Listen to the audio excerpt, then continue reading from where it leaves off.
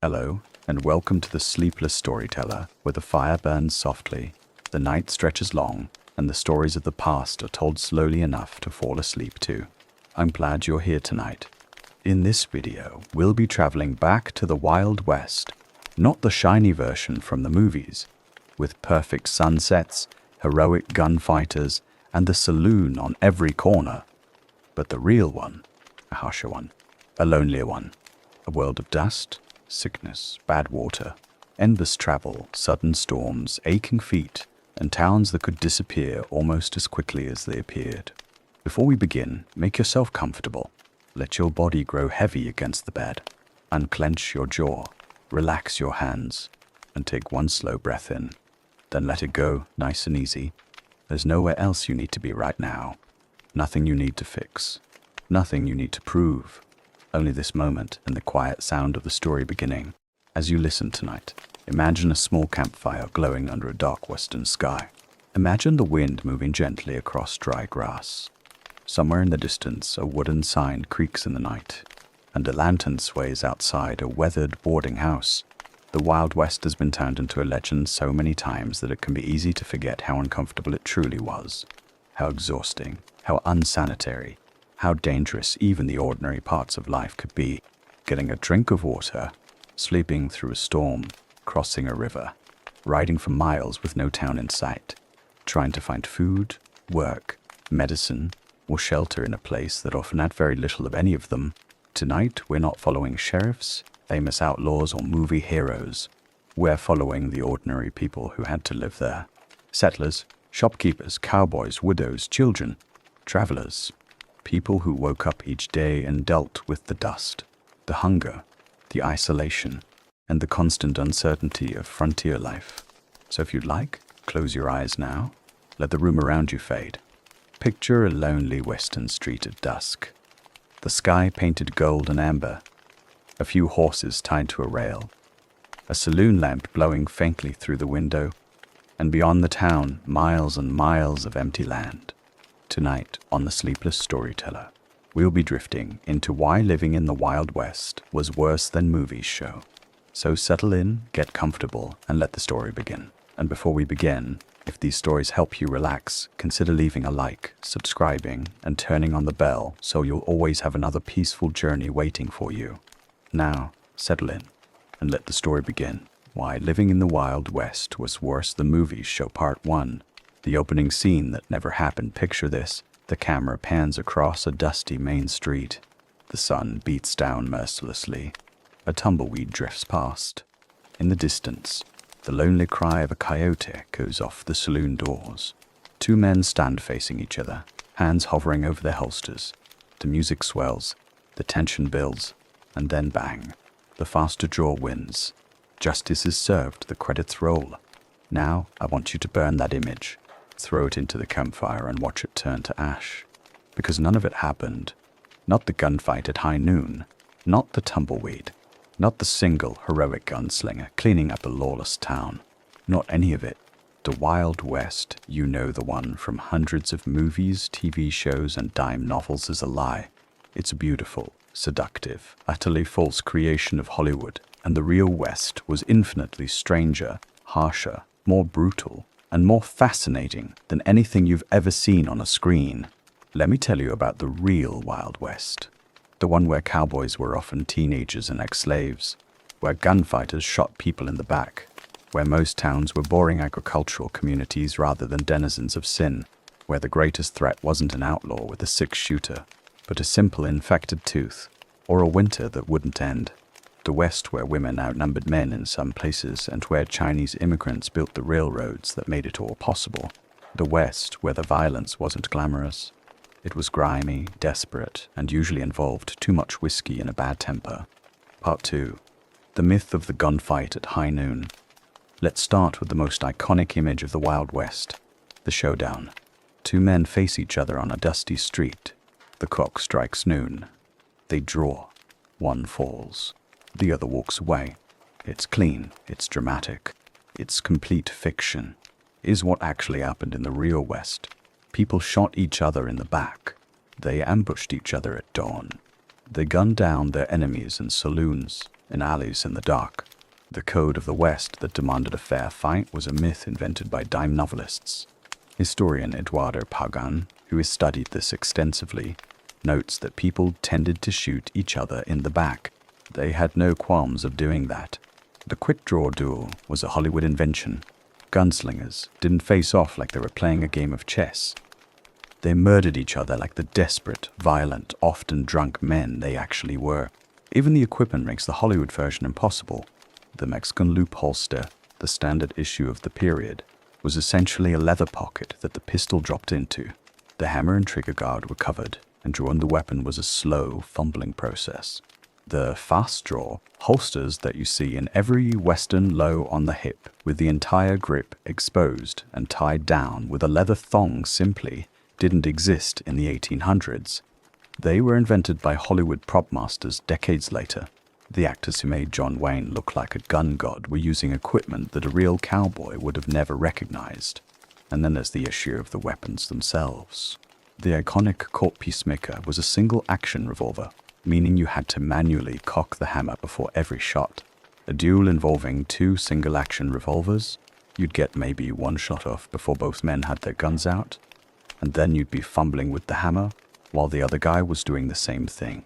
It was clumsy, slow, and utterly unglamorous. The weapons of choice for real frontier violence were shotguns and rifles, guns that could actually hit something and could kill multiple people quickly. Doc Holliday brought a shotgun to the OK Corral for exactly this reason. Part 3. The legendary gunfighters were mostly criminals now. Let's talk about the heroes. Wyatt Earp, Doc Holliday, Bat Masterson, Billy the Kid. These men have been transformed by Hollywood into larger-than-life figures of justice and honor. The reality is much more complicated and far less heroic. Wyatt Earp is the archetype of the Western lawman, the strong, silent sheriff who brought order to chaos. But the real Earp spent much of his life as a gambler, a saloon keeper, and a man with extremely questionable ethics. He was arrested multiple times for horse theft and other crimes. His reputation as a lawman is built largely on a handful of events that were exaggerated by journalists and filmmakers. He didn't clean up Dodge City. Dodge City was already relatively peaceful when he arrived. He wasn't a paragon of virtue. He was a man who knew how to use a gun and wasn't afraid to do it, and who got lucky with his press. Doc Holliday was a dentist, not a gunslinger. He came west because he had tuberculosis and his doctors thought the dry air would help him. He spent most of his time gambling, drinking, and trying to stay alive. The gunfighting was a side gig, a way to make money when the cards went cold. He was a friend of Earp's, and he was at the OK Corral, but he was also a man dying of a horrible disease, constantly in pain and often heavily intoxicated. Bat Masterson was a buffalo hunter, an army scout, and a gambler who happened to be the sheriff of Dodge City for a short time. He built his reputation on a handful of gunfights and a lot of self-promotion. He later became a sports writer in New York City, which is about as un-Wild West as you can get. Billy the Kid is one of the few who actually lived up to his legend, and that's not a compliment.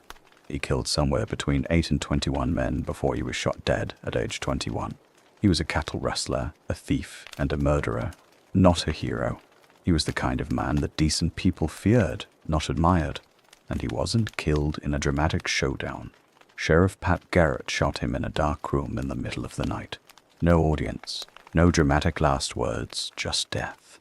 John Wesley Hardin is perhaps the most prolific gunfighter of them all, allegedly killing over 40 men. One of his victims was killed in a hotel because he snored too loudly. Another was shot in the back. Hardin was a psychopath, pure and simple. He later became an attorney, which is a sobering reminder that the line between criminal and upstanding citizen was often blurry in the Old West. Part 4. The myth of the lone cowboy hero. Now, let's talk about cowboys. The cowboy is the central figure of the Western myth. The solitary hero, riding the range, living by a code of honor, fighting for justice. The reality of cowboy life was not only less romantic, but often downright miserable. Cowboys were not solitary heroes. They worked in large groups, cooperatively, herding thousands of cattle across hundreds of miles of open range. Their lives were defined not by gunfights, but by monotonous, grueling labor, mending fences, doctoring sick animals, fixing broken equipment, and riding endless miles in brutal weather. They were paid poorly, about $1 a day, with their wages often paid in lump sum after a drive, which meant they had to survive months without seeing a cent. The diversity of the cowboy workforce is another aspect Hollywood completely ignores. Historians estimate that on some cattle drives, a third of the cowboys were African American or Mexican. After the Civil War, many freedmen went west looking for work, and they found it in the cattle industry. Mexican vaqueros had been herding cattle for centuries, and their techniques were adopted wholesale by the American cowboys who followed. The all-white, all-Anglo cowboy of Hollywood is a historical whitewash, an erasure of a multicultural reality that was far more interesting than the fiction. And cowboys were often transients, rootless, restless men who used aliases and drifted from place to place. Many were Civil War veterans, and historians now believe a significant number of them suffered from what we would call PTSD. They were hardened, traumatized men who struggled to settle down and often turned to alcohol and violence. Part 5. The reality of violence. It wasn't constant. But wait, you might say. The West was violent. It was the Wild West. And yes, there was violence, but its scale was dramatically exaggerated by movie studios and dime novelists. In reality, bank robberies were relatively rare. More banks are robbed in the modern United States in a single year than in the entire era of the Old West. Most Western towns were quiet, orderly agricultural communities where nothing more dramatic than a horse kicking down a fence ever happened. Consider Dodge City, Kansas. In the popular imagination, Dodge City is one of the most violent towns in the Western den of iniquity, where gunfire was a constant soundtrack. The reality: during its entire decade as a major cattle town, only 15 adults died violently. That's an average of 1.5 deaths per year. It was a working cattle town where most people were too busy trying to survive to engage in elaborate gunfights.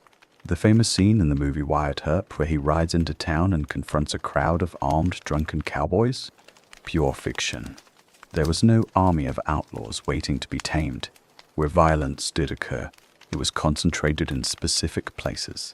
Mining towns where men, money, liquor, and disappointment mixed like gunpowder.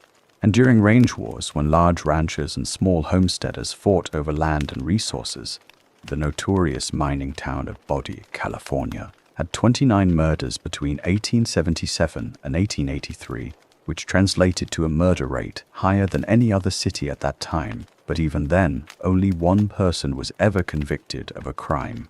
It was this kind of localized, chaotic violence that gave the West its reputation, not a constant state of warfare across the entire frontier. And those range wars? They were ugly. In Johnson County, Wyoming, cattle ranchers hired 22 gunmen from Texas to hunt down and kill rustlers and small farmers. The war resulted in several deaths before the federal government had to intervene. In Texas, the fence-cutting war of 1883 to 84 saw cowboys destroying the new barbed wire fences that ranchers were erecting on public lands. 3 people died, hardly a war by modern standards, but enough to get the governor's attention and lead to new laws. Part 6. The women who endured it all. Now let's discuss the women. The women of the Wild West were not the demure schoolmarms or the hardened, soiled doves of the movies. Or rather, they were those things. But they were also so much more. The truth is, women were foundational to the establishment of stable communities in the West, and they endured conditions that would break the average modern person. In the early mining towns, women were incredibly scarce. In 1860, in the Comstock Lode region of Nevada, there were reportedly only 30 women in a town of 2,500 men, a ratio of more than 80 men to 1 woman. Most of those women were prostitutes, and even they were a tiny minority. The painted ladies who began as prostitutes often ended up owning their own brothels, emerging as formidable businesswomen in their own right. It was an ugly trade, but it offered a measure of independence that other women didn't have. The wives and mothers who came west with their families faced a different kind of hardship. They were expected to create civilization out of chaos. They organized churches, schools, and civic clubs. They fought to bring family values to towns that often had no concept of them, and they did it in conditions that were utterly primitive, in sod huts, in drafty log cabins, without running water or reliable food sources. The middle-class women of the West, as historians called them, were a force of nature. They transformed lawless settlements into orderly towns through sheer determination. But even respectable women faced limited opportunities. A few hundred women became teachers, braving hostile conditions and male-dominated culture to educate the next generation. Others became entrepreneurs, running stores, restaurants, and even newspapers. They were often the only voices of sanity in the chaos. The schoolmarm image, the prim, proper teacher who tames the wild frontier, is actually one of the more accurate tropes of the Western myth, even if the reality was significantly more difficult and dangerous than the romanticized image suggests. The soiled doves. The prostitutes deserve their own place in the story. They were often victims of circumstance, widows, abandoned wives, former slaves, or women escaping abusive families. Their lives were brutal. They were vulnerable to violence, disease, and the whims of their customers. But some of them rose to positions of power and influence, owning their own establishments and serving as respected or at least tolerated members of the community. The kindly madam of Hollywood is not entirely a myth. There were indeed women who used the sex trade as a stepping stone to business ownership and community leadership. Part 7. The diversity Hollywood erased. Let's talk about who really built the West. It wasn't just white men in Stetsons. It was a tapestry of ethnic groups all fighting for survival and a piece of the American dream. And Hollywood, in its decades of Western filmmaking, erased nearly all of them. Black Americans after the Civil War. Many freed slaves headed west, hoping to escape the racism and poverty of the South. They worked as cowboys, homesteaders, soldiers, and laborers. The legendary Buffalo Soldiers, African-American cavalry regiments, were instrumental in the Army's campaigns on the frontier. Yet, in the classic Western, black characters are usually limited to a single, often subservient role. The reality was a vibrant black presence on the frontier that is only now being properly documented. Mexicans and vaqueros. The entire cattle industry was built on the backs of Mexican vaqueros, who had been herding cattle in North America for centuries before the American cowboy existed. They brought the skills, the terminology. Vaquero is a bastardization of vaquero, and the techniques. Mexican communities were also established across the Southwest long before any Anglo settler arrived. The West was, in many ways, a Mexican landscape, and the people reflected the Chinese immigrants. The Transcontinental Railroad, the single most transformative infrastructure project of the 19th century, was built by Chinese laborers. They did the most dangerous and difficult work, blasting tunnels through mountains and laying tracks across deserts, often for a fraction of the pay white workers received. They also faced vicious discrimination, including the Chinese Exclusion Act of 1882, which banned further immigration. The Chinese communities in towns like San Francisco created vibrant, sophisticated Chinatowns.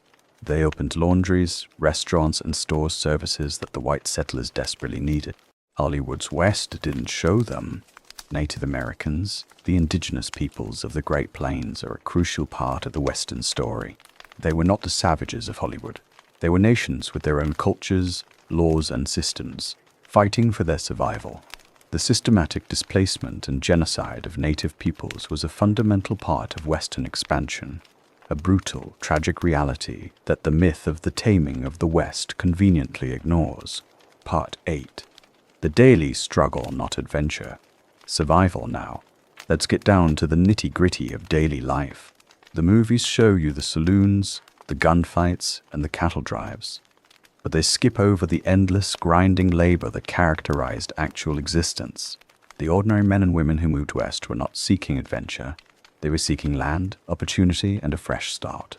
What they got was an endless fight for survival. Housing on the frontier was not the charming log cabin of the movies. For many, the first shelter was a dugout, a hole carved into the side of a hill or riverbank, roofed with sod. It was dark, damp, and infested with insects. For those who were slightly better off, a sod house built from blocks of turf cut from the prairie was a step up. These houses were surprisingly warm in winter and cool in summer, but they were also prone to leaking, collapsing, and being invaded by snakes and prairie dogs. The iconic wooden farmhouse came only after years of hard labor. Food was another constant challenge.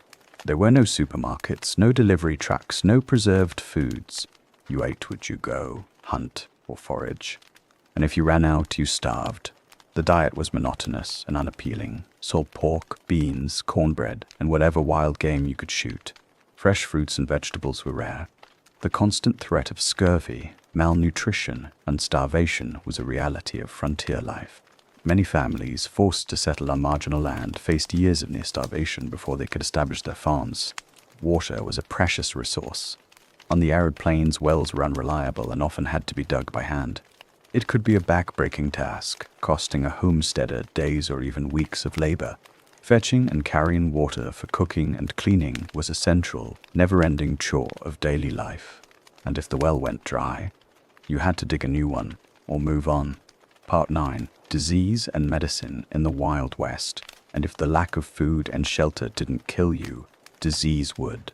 The Wild West was a dangerous place not because of outlaws but because of germs. The frontier lacked any kind of modern medical care. Doctors were rare and often untrained. Good medical treatment was practically non-existent. A simple infected scratch could become a death sentence. A case of dysentery could kill a family in a week. The diseases of the frontier were brutal. Cholera, typhoid, and scarlet fever swept through communities like wildfires. Tuberculosis, the consumption, was a constant presence. Malaria was endemic in the south and along river valleys. Women regularly died in childbirth. Children died of the flu, of whooping cough, of measles. Parents watched their children die one after another, and they could do nothing. The indigenous populations of the Americas were devastated by these diseases. When Europeans arrived, they brought with them a host of illnesses to which native peoples had no immunity. Smallpox, measles, and influenza decimated entire tribes. The forced removals and concentration of populations in reservation camps made the situation even worse. The plagues that accompanied the European conquest were a genocidal catastrophe. Part 10. The law when it existed at all. The myth of the lawless West is just that, a myth. Where there was a town, there was a need for order. The reality was a constant power struggle between different factions, lawmen, politicians, businessmen, and respectable citizens trying to impose order on a diverse, violent, and transient population. The movie image of the lone marshal, a former gunfighter, cleaning up a town through sheer force of will, is a dramatic but often inaccurate one. In the real West, law enforcement was often haphazard and ineffective, particularly in remote areas. The local sheriff was often the local businessman, the local gambler, or the owner of the local saloon. He had as much authority as the local community allowed him to have, but it wasn't total chaos. Towns often hired marshals or sheriffs to keep the peace, and they were supported by a network of local officials and community leaders. In many towns, order was surprisingly effective. The locals were often more concerned with protecting their property and businesses than with engaging in shootouts.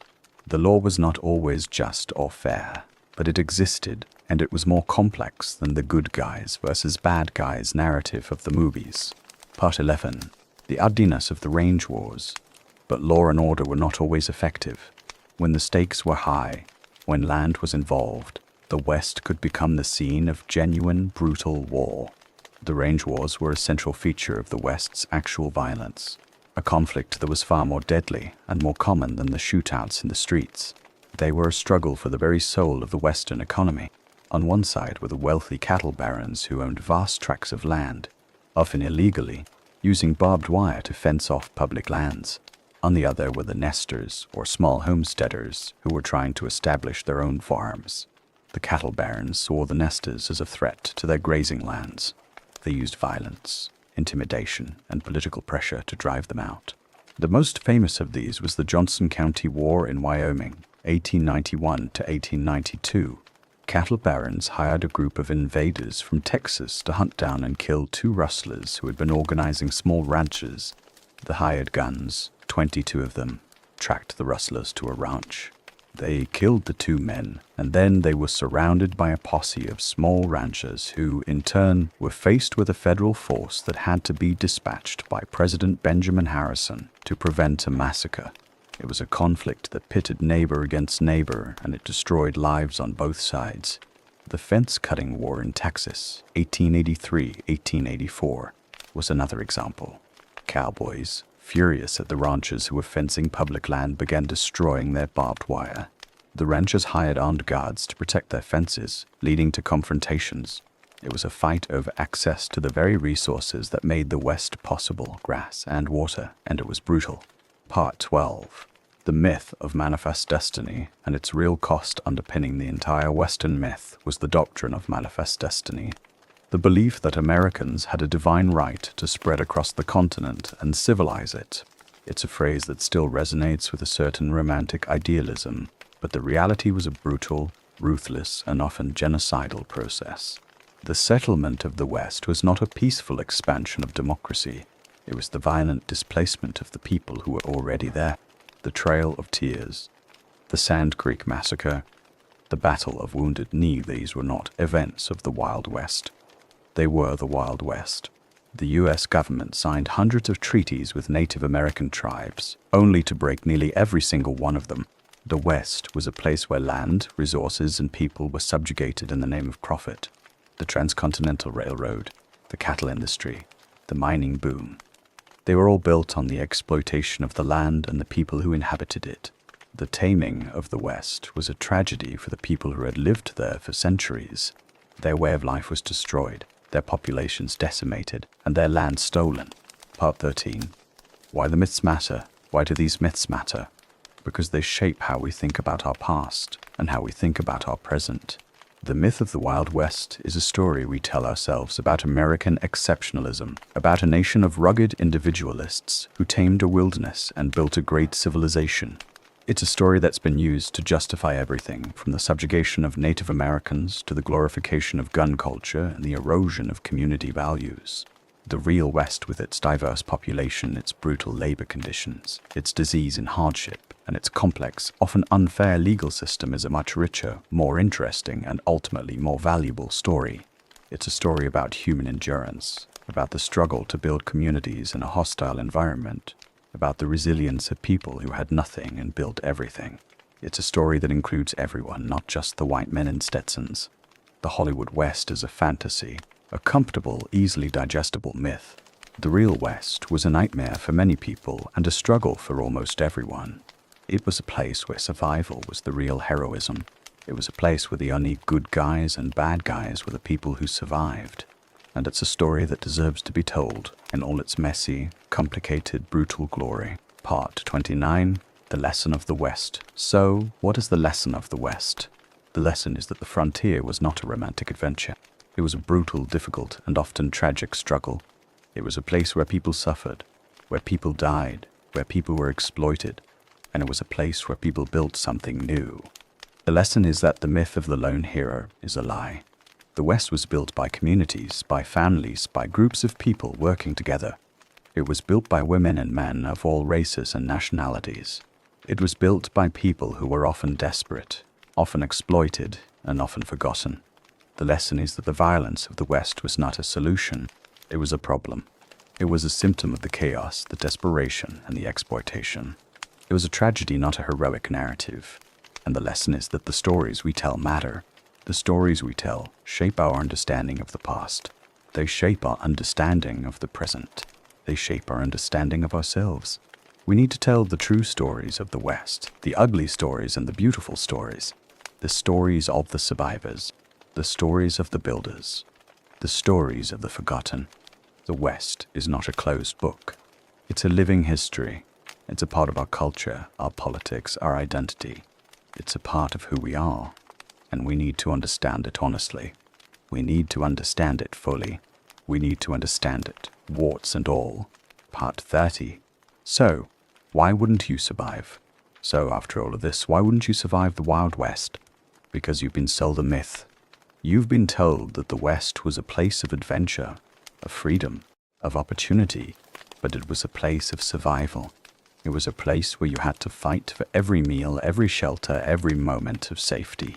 You wouldn't survive because you wouldn't know how to build a dugout. You wouldn't know how to find water on the prairie. You wouldn't know how to doctor a sick cow. You wouldn't know how to handle a stampede. You wouldn't know how to survive a blizzard. You wouldn't know how to navigate the complex social dynamics of a frontier town. You wouldn't survive because you'd be a target. You'd be a target for the violent, the desperate, and the corrupt. You'd be a target for the diseases and the accidents that have killed so many people. You'd be a target for the environment itself, the relentless and unforgiving climate. You wouldn't survive because you've never had to.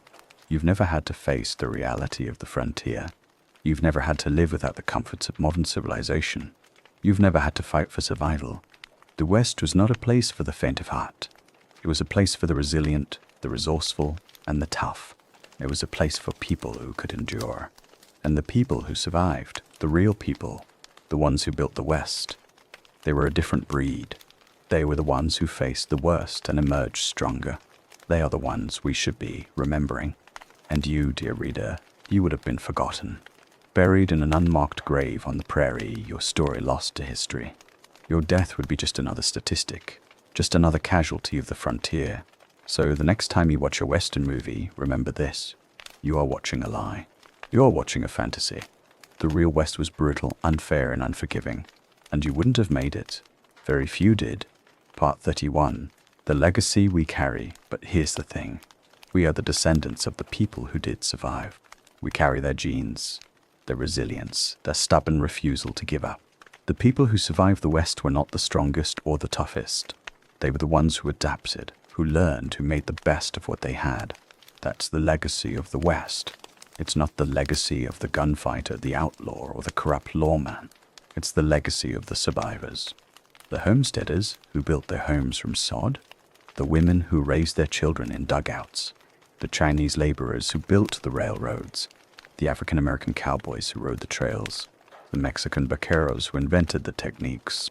The Native Americans who fought for their land and culture. They survived, they adapted, and they passed on their resilience to us. We are the children of the West. We are the inheritors of its complexities, its contradictions, and its challenges. We need to embrace the full story of the West, not just the myth.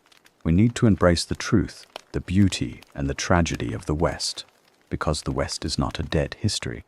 It's a living story. It's a story about who we are, where we came from, and where we're going. And it's a story that matters. Part 32, a final reflection. So let me leave you with this. The Wild West was not a paradise. It was not a place of freedom and adventure. It was a place of struggle, suffering, and survival. It was a place where the strong preyed on the weak, where the law was often arbitrary, and where the land was unforgiving. But it was also a place of incredible human achievement. It was a place where people built something new, something that had never existed before. It was a place where communities were forged, where cultures mixed, and where the American identity was shaped. The Wild West is a story of human endurance. It's a story of people who faced the worst and emerged stronger. It's a story of resilience, creativity, and hope. And that is a story worth telling. That's the story that deserves to be remembered. That is the true story of the Wild West. So, the next time you hear someone talk about the good old days of the West, or the lawless frontier, remember the truth. Remember the people who built it. Remember the people who suffered. Remember the people who survived. And remember that you too have a part to play in that story. The West is not just a place.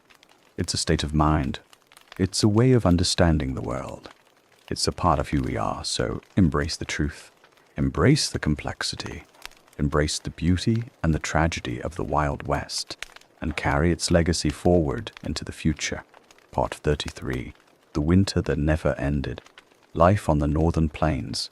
Now let me tell you about a horror that the movies never show. The winter on the Northern Plains. The Hollywood Western is always set in perpetual summer, endless blue skies, blazing sun, dusty streets. But the real West had seasons, and the winters were a nightmare that killed more people than any outlaw ever did. Imagine the Great Plains in January. The temperature drops to 40 below zero. The wind howls across the prairie at 50 miles an hour, creating a wind chill that can freeze flesh in minutes. The snow doesn't just fall, it drifts, piling up against buildings, burying fences, smothering livestock. The sky is a leaden gray, and the sun barely rises above the horizon. This is not the West of the movies. This is the West of the diaries, the West of the graves. The winter of 1886–1887 was one of the worst in recorded history. It was called the Great Die-Up, and it devastated the cattle industry. The winter started early, with blizzards in October. The snow was deep, and the cattle couldn't reach the grass. They starved, they froze. They died by the thousands. The ranchers watched their herds, their life savings, their entire futures perish in the snow. The bodies of the cattle were found in the spring, frozen solid. their eyes still open, their tongues sticking out. It was a scene of apocalyptic devastation. And the people? They suffered too. The homesteaders who had moved onto the plains were trapped in their sod houses, running out of food, running out of fuel. They burned their furniture, their fences, anything they could find to stay warm. They ate their horses, their dogs, their cats. They huddled together, praying for the snow to stop, praying for the sun to return, and many of them died. They died of starvation, of exposure, of disease. The winter of 1886-1887 was a massacre, a silent, invisible massacre that the history books barely mention. The winter wasn't just a natural disaster, it was a reckoning. The cattlemen had overstocked the plains, ignoring the limits of the land. The winter was the land's revenge, a brutal correction. After the great die-up, the cattle industry changed. The ranchers began to breed hardier cattle, and they started to adopt the practices of the farmers. The open range, the Wild West, was gone forever. The winter had ended it. Part 34. The blizzards that buried towns. Let's talk about the blizzards in more detail. The blizzards of the plains were not like the snowstorms of the modern East Coast. They were a force of nature, a primal horror. They would come without warning, the sky turning from blue to black in a matter of hours. The wind would pick up, and the snow would start to fall, not gently, but horizontally, driving into your face like needles. The temperature would drop, and the visibility would go to zero. You couldn't see your hand in front of your face. The schoolhouse blizzard of 1888 was one of the most famous. It struck on January 12, a day that had started warm and sunny. The children had gone to school without their winter coats. The farmers had gone out to work in their shirt sleeves. And then the storm hit. The temperature dropped 40 degrees in a matter of hours. The wind picked up, and the snow started to fall. The children, trapped in their schoolhouses, huddled together for warmth. The teachers burned the desks and the chairs to keep them alive. Some of the children didn't make it. They froze to death on their way home, their bodies found in the snow the next day. Over 200 people died in that blizzard, most of them children. It was a tragedy that shocked the nation. And the children's blizzard of 1888 is not a myth. It's a documented fact. The diaries of the survivors are filled with heartbreaking accounts. One teacher, a woman named Minnie Freeman, saved her entire class by leading them through the storm, tying them together with a rope, and walking them to a nearby farmhouse. She was a hero. But for every hero, there were dozens of victims. The blizzard was a reminder that the West was not a place of safety. It was a place of danger, of death, of the unexpected. Part 35. The dust storms that killed slowly. And if the winters didn't kill you, the summers would. The plains were a place of extremes. The winters were brutal, the summers were scorching, and the summers brought the dust storms. The dusters, as they were called, were a horror that the movies never show. The dust storms would sweep across the plains, a wall of brown, choking air that would block out the sun and turn day into night. The dust would get into everything, your lungs, your eyes, your food. It would cause dust pneumonia, a condition that killed thousands of homesteaders. It was a slow, agonizing death. The dust storms were a consequence of the plowing. The settlers had broken the sod, the protective layer of grass that held the soil in place. Without the grass, the soil was exposed to the wind. The wind would pick it up and carry it for miles, creating a cloud of dust that could cover an entire region. The dust storms were a man-made disaster, a consequence of the settlers' ignorance and arrogance, and they were a warning. The West was not a land to be conquered. It was a land to be respected. Part 36. The fires that raged across the prairie and the fires. The prairie fires were a terror that could sweep across the landscape, burning everything in their path. The grass on the plains, dried by the summer sun, was a tinderbox. A single spark could start a fire that would burn for days. The fires would race across the prairie, faster than a man could run. They would engulf homesteads, killing the settlers and their livestock. They would destroy crops, leaving the survivors to starve. The fires were a constant threat, a reminder that the land was not forgiving. The Great Fire of 1871, which burned through Illinois, Wisconsin, and Michigan, was the most famous. But the prairie fires of the West were just as deadly. The settlers would try to fight the fires with wet blankets and shovels, but it was a hopeless task. The fires were beyond human control. They were a force of nature, and they were a constant reminder of the fragility of human life on the plains. Part 37. The rivers that drown dreams and the rivers. The rivers of the West were not the gentle, placid streams of the movies. They were raging torrents, capable of wiping out a town in a single day. The floods were a constant threat. The settlers would build their towns on the banks of the rivers, thinking they were safe. And then the spring thaw would come, and the waters would rise, and the town would be swept away. The Johnstown flood of 1889 was the most famous, but the floods of the West were just as devastating. The Missouri River was known for its unpredictable floods, and the towns that lined its banks were always at risk. The flood of 1881 destroyed the town of Yankton, South Dakota, sweeping away buildings and drowning dozens of people. The flood was a reminder that the West was not a place of safety. It was a place of chaos, of unpredictability, of sudden and violent death. Part 38. The loneliness that drove people mad now. Let's talk about the loneliness. The West was a place of isolation. The homesteaders lived miles away from their nearest neighbors. They were alone, cut off from the world. They had no telephones, no radios, no cars. They had only their own thoughts, their own fears, their own despair. The loneliness could be overwhelming, and it often led to madness. The diaries of the homesteaders are filled with accounts of this loneliness. Women in particular suffered. They were trapped in their sod houses with no one to talk to, no one to share their burdens. They would stare at the endless prairie, and they would feel a terrible emptiness, a crushing weight of isolation. They would go mad. They would kill their children. They would kill themselves. The madness of the plains was a real phenomenon. It was a form of depression, a consequence of the isolation, the hardship, and the constant struggle for survival. The settlers didn't have the vocabulary to understand it. They called it the blues, or the prairie fever, but it was a genuine mental illness, a product of the brutal conditions of the frontier. And there was the silence.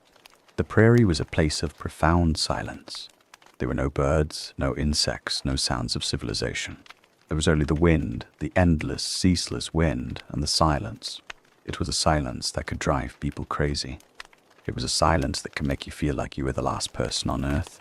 Part 39. The diseases that ravaged the frontier. Let's talk about the diseases in more detail. The frontier was a place where disease was a constant presence. The settlers were exposed to diseases that they had never encountered before, and they had no immunity.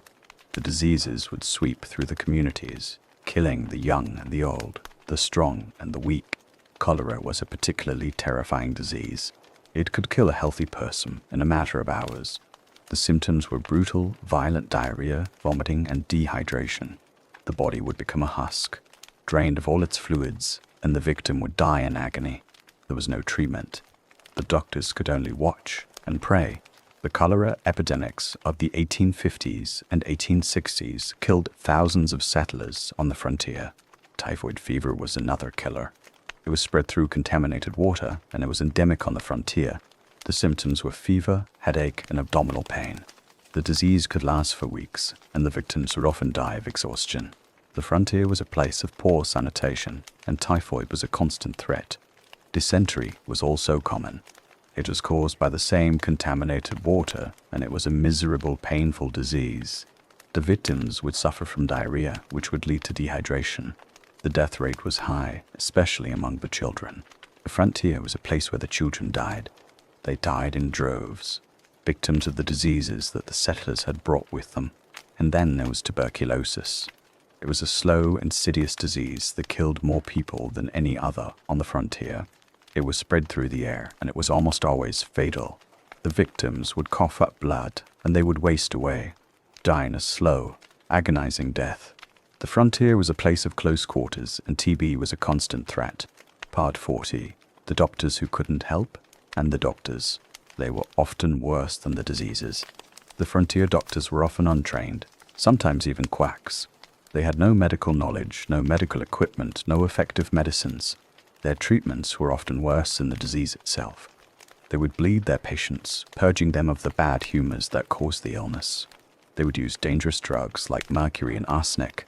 They would perform amputations without anesthesia. The doctor was often a figure of dread, a man who could kill you as easily as he could save you. The settlers had to rely on home remedies. They would use herbs and poultices, the old-fashioned remedies that their grandmothers had used. But the remedies were often ineffective, and the settlers would die anyway.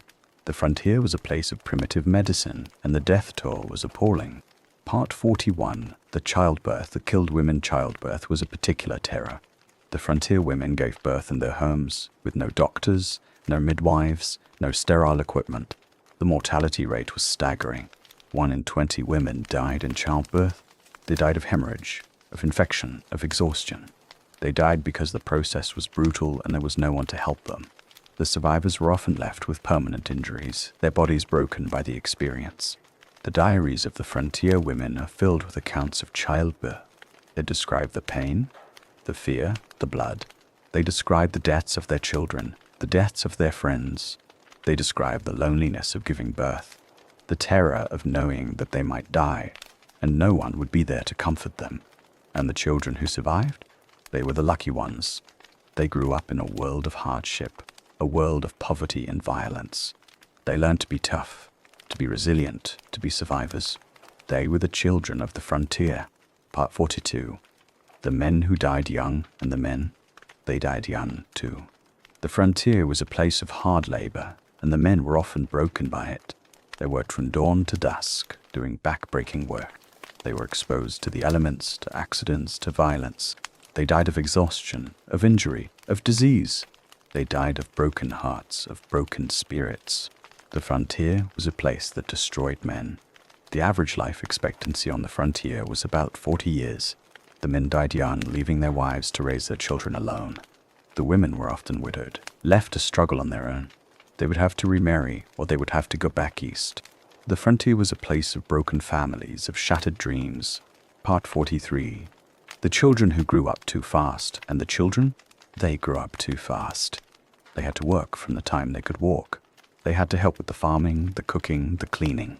They had to be tough, to be resilient, to be survivors. They had to grow up in a world of hardship, a world of poverty and violence. They were the children of the frontier, and they were forged in its crucible. The children of the frontier were often illiterate, often uneducated. There were no schools on the frontier. The children learned what they needed to know from their parents, from their neighbors, from the hard school of experience. They learned to hunt, to farm, to survive. They learned to be tough, to be resilient, to be survivors. And they were future. They were the ones who would carry the frontier forward, who would build the towns, who would create the civilization. They were the children of the West. Part 44. The ghost towns that haunt the plains now. Let's talk about the ghost towns. The West is filled with ghost towns, the silent, decaying remains of the boom towns that flourished and died. They are a haunting reminder of the fragility of the frontier, of the dreams that were built and lost. Bodie, California, is one of the most famous ghost towns. It was a gold mining town that boomed in the 1870s, reaching a population of 10,000. It had saloons, brothels, a school, a church. It was a bustling, chaotic place. And then the gold ran out. The mines closed and the people left. The town was abandoned. Today, Bodie is a state historic park, a preserved ghost town. You can walk its streets, peer into its windows, and imagine the lives of the people who once lived there. It's a haunting place, a reminder of the impermanence of the frontier. And there are hundreds of other ghost towns. Virginia City, Nevada, Tombstone, Arizona, Deadwood, South Dakota. They're all silent now, their glory days long gone. They are a reminder that the West was not a place of permanence. It was a place of transience, of boom and bust, of dreams built and lost. Part 45. The myths that persist so. Why do we continue to believe the myths? Why do we continue to see the West as a place of adventure and freedom? Because the myths are comforting. They give us a story about ourselves, a story about who we are and where we came from. They give us a narrative of American exceptionalism, of the triumph of the individual over adversity, and we cling to that narrative, even when it's false. The Western movie is a genre of fantasy, not history. It's a story that we tell ourselves to make sense of our past, to justify our present. It's a story about the triumph of the white male, about the creation of a civilization, about the taming of the frontier. And it's a story that ignores the truth. The truth is that the West was built by everyone. The women, the Chinese, the Mexicans, the African Americans, the Native Americans. The truth is that the West was a place of violence, of exploitation, of genocide. The truth is that the West was a place of struggle, not adventure. The truth is that the West is a complex, messy, and often ugly story. And the truth matters, because if we don't understand our past, we can't understand our present. If we don't understand the violence that built the West, we can't understand the violence that continues to plague us. If we don't understand the exploitation that created the American economy, we can't understand the inequality that continues to define it. The myth of the West is a comfortable lie, but it's a lie. And it's time we started telling the truth. Part 46. The Legacy of the Frontier in Modern America. The West is not a dead history. It's a living legacy. The myths of the West continue to shape our culture, our politics, our identity. They shape our understanding of ourselves and our world.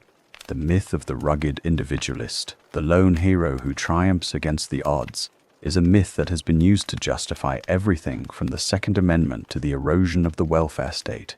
It's a myth that celebrates selfishness and ignores community. It's a myth that tells us that we are on our own, that we have no responsibility to each other. It's a myth that is dangerous, destructive, and false. The myth of the lawless West has been used to justify the expansion of the police state. If the West was a place of chaos, then we need order. We need law and order. We need a strong state to protect us from the chaos. This is a narrative that has been used to justify the abuse of police power, the incarceration of millions, the destruction of communities.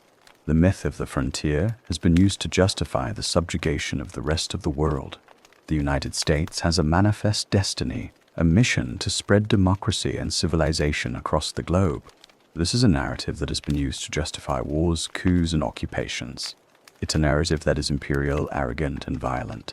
And the myth of the West has been used to erase the contributions of women, people of color, and Native Americans. It's a narrative that celebrates white male supremacy. It's a narrative that ignores the violence of our history. It's a narrative that is fundamentally unjust. Part 47, the West that we should remember so. What West should we remember? We should remember the West of the homesteaders, the women who built the communities. We should remember the West of the Chinese laborers, the men who built the railroads. We should remember the West of the Mexican vaqueros, the men who invented the cowboy way of life. We should remember the West of the African American cowboys, the men who rode the trails. We should remember the West of the Native Americans, the people who fought for their land and culture. We should remember the West of the ordinary people, the people who struggled and survived. We should remember the West of the farmers, the miners, the shopkeepers. We should remember the West of the teachers, the doctors, the preachers. We should remember the West of the children, the ones who grew up in the shadow of the frontier. We should remember the West of the violence and the tragedy. We should remember the massacres, the lynchings, the exploitation. We should remember the disease, the starvation, the death. We should remember the pain and the suffering because it's a part of our history. We should remember the West of the resilience and the hope. We should remember the people who survived, who built, who created. We should remember the communities that were forged in the crucible of the frontier. We should remember the dreams that were realized, the lives that were built, the future that was created. Part 48. The West of the imagination. And we should remember the West of the imagination.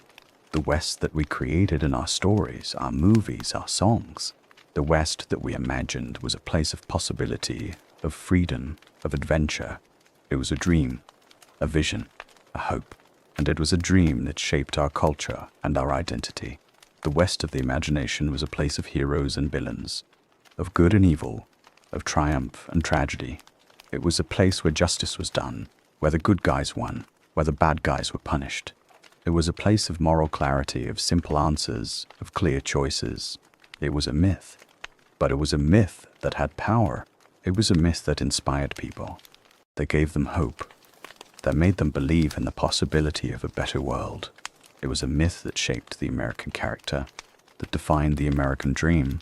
But we need to remember that the myth was not the reality. The reality was more complex, more messy, more tragic.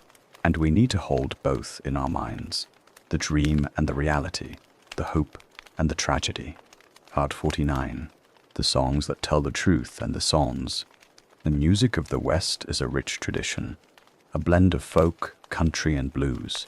It's a music that tells the stories of the people who lived and died on the frontier.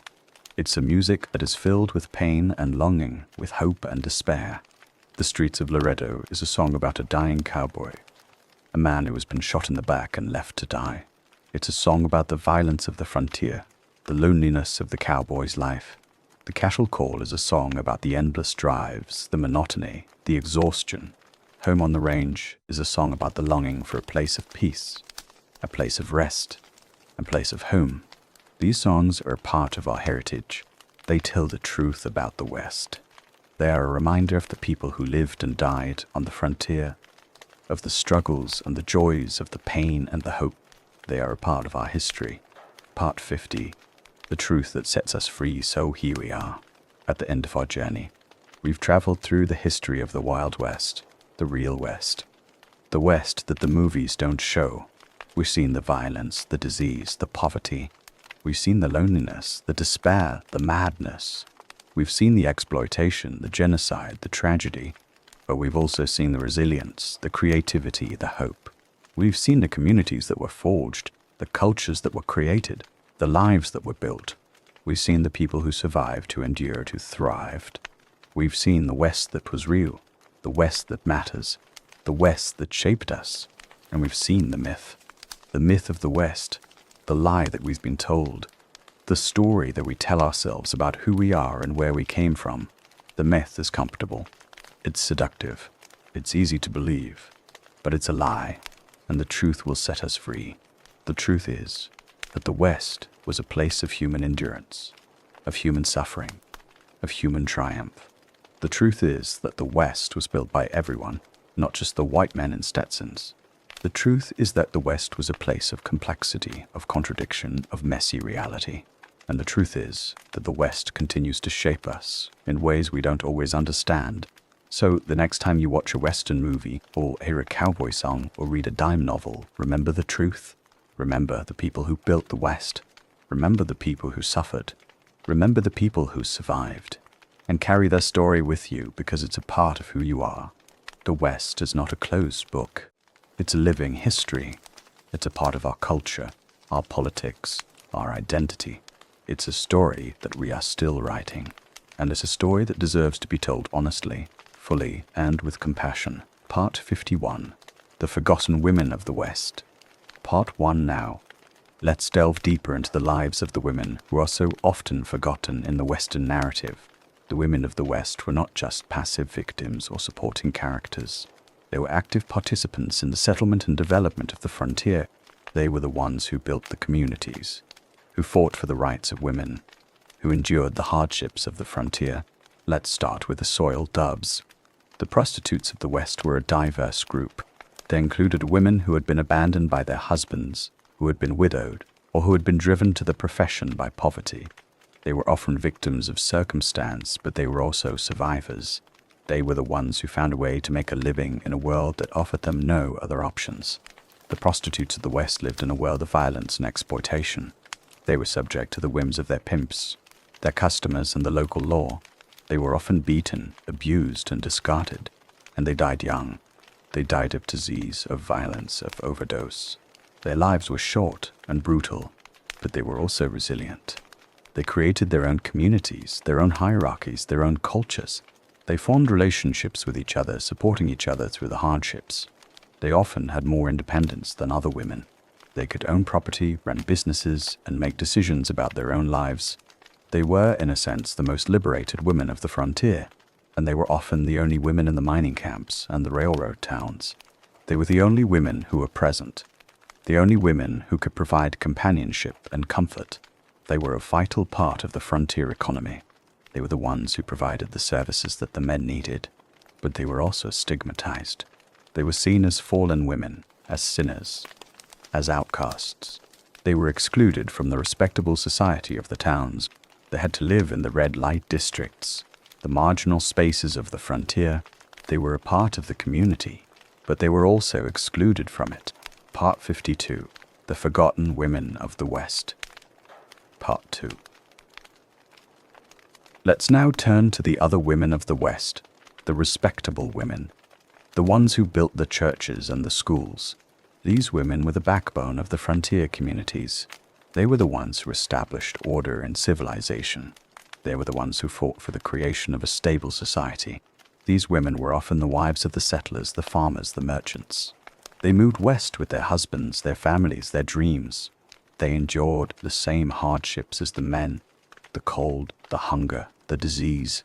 But they also bore the burden of childbirth and child-rearing. They were the ones who kept the home, who raised the children, who provided the emotional support, and they also fought for their rights. The women of the West were often more progressive than their male counterparts. They fought for women's suffrage, for the right to own property, for the right to divorce. They organized temperance movements, social reform movements, and suffrage movements. They were the force that pushed for change. The women of the West also created a culture of community. They organized churches, schools, and social clubs. They were the ones who taught the children, who provided the spiritual guidance, who held the community together. They were the keepers of the culture, the preservers of the traditions, and they often did this alone. The men were away at work, or they were dead. The women were the ones who carried the burden. They were the ones who kept the community alive. Part 53. The women who fought back. Some women of the West fought back. They didn't just endure, they resisted. They fought for their rights, for their land, for their lives. They were outlaws and revolutionaries. Calamity Jane is a famous example. She was a frontierswoman, a scout, a sharpshooter. She was also a notorious drinker and a swearing, rough-and-tumble character. She lived a life that was the opposite of the respectable woman. She was a feminist hero, a symbol of female independence and defiance. Belle Starr was another. She was a horse thief and a bandit, a woman who lived by her own rules. She was a complex figure, a victim of circumstance and a survivor. She was also a symbol of female defiance, a woman who refused to be tamed. And there were the women who fought in the Indian Wars. The Native American women were fierce warriors defending their communities and their lands. They were often the ones who led the resistance, who inspired their people to fight. They were the ones who preserved their culture, who passed on the traditions, who kept their communities alive. The women of the West were not passive. They were active participants in the struggle for survival. They were the ones who fought, who endured, who survived. They were the backbone of the West. Part 54. The children of the frontier. Growing up hard, let's now turn to the children. The children of the frontier were a special breed. They grew up in a world of hardship, of violence, of death. They were forced to grow up quickly, to take on adult responsibilities at a young age. They were the ones who carried the West into the future. The children on the frontier started working at a very young age. They helped with the chores, the cooking, the cleaning, the farming.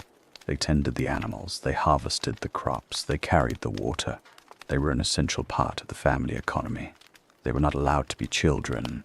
They also faced dangers that modern children can't imagine.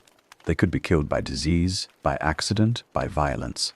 They could be killed by a stampede, by a flood, by a blizzard. They could be killed by an outlaw, by a Native American warrior, by a wild animal. The world was full of danger, and they were often illiterate. There were no schools on the frontier. The children learned what they needed to know from their parents, from their neighbors, from the hard school of experience. They learned to survive, to endure, to be tough. But they also had a freedom that modern children don't have. They could roam the plains, explore the forests, hunt and fish. They could be independent, self-sufficient, free. They were the children of the frontier, and they were forged in its crucible. Part 55. The education of the frontier. And speaking of education, let's talk about the schools. The schools of the frontier were a crucial part of the settlement process. The women of the West fought for the creation of schools for the education of their children. They believed that education was the key to civilization, to progress, to a better future. The first schools on the frontier were often one-room schoolhouses built of logs or sod. The teachers were often young women, barely older than their students. They were paid very little, and they faced the same hardships as the settlers. They often boarded with local families, and they were an integral part of the community. The schoolhouse was the center of the community. It was where the children learned to read, to write, to do arithmetic. It was where they learned about the world beyond the frontier. It was where they learned the values of the American nation. But the schools were also a place of struggle. The teachers had to teach in a language that many of the students didn't speak. They had to teach in a place that was often cold and dark and crowded. They had to deal with discipline issues, with truancy, with poverty. The schools were a microcosm of the frontier itself. Part 56. The churches that saved souls and the churches. The churches were the other great institution of the frontier. They provided spiritual guidance, a sense of community, a source of hope. They were the places where the settlers could gather, share their burdens, and find comfort.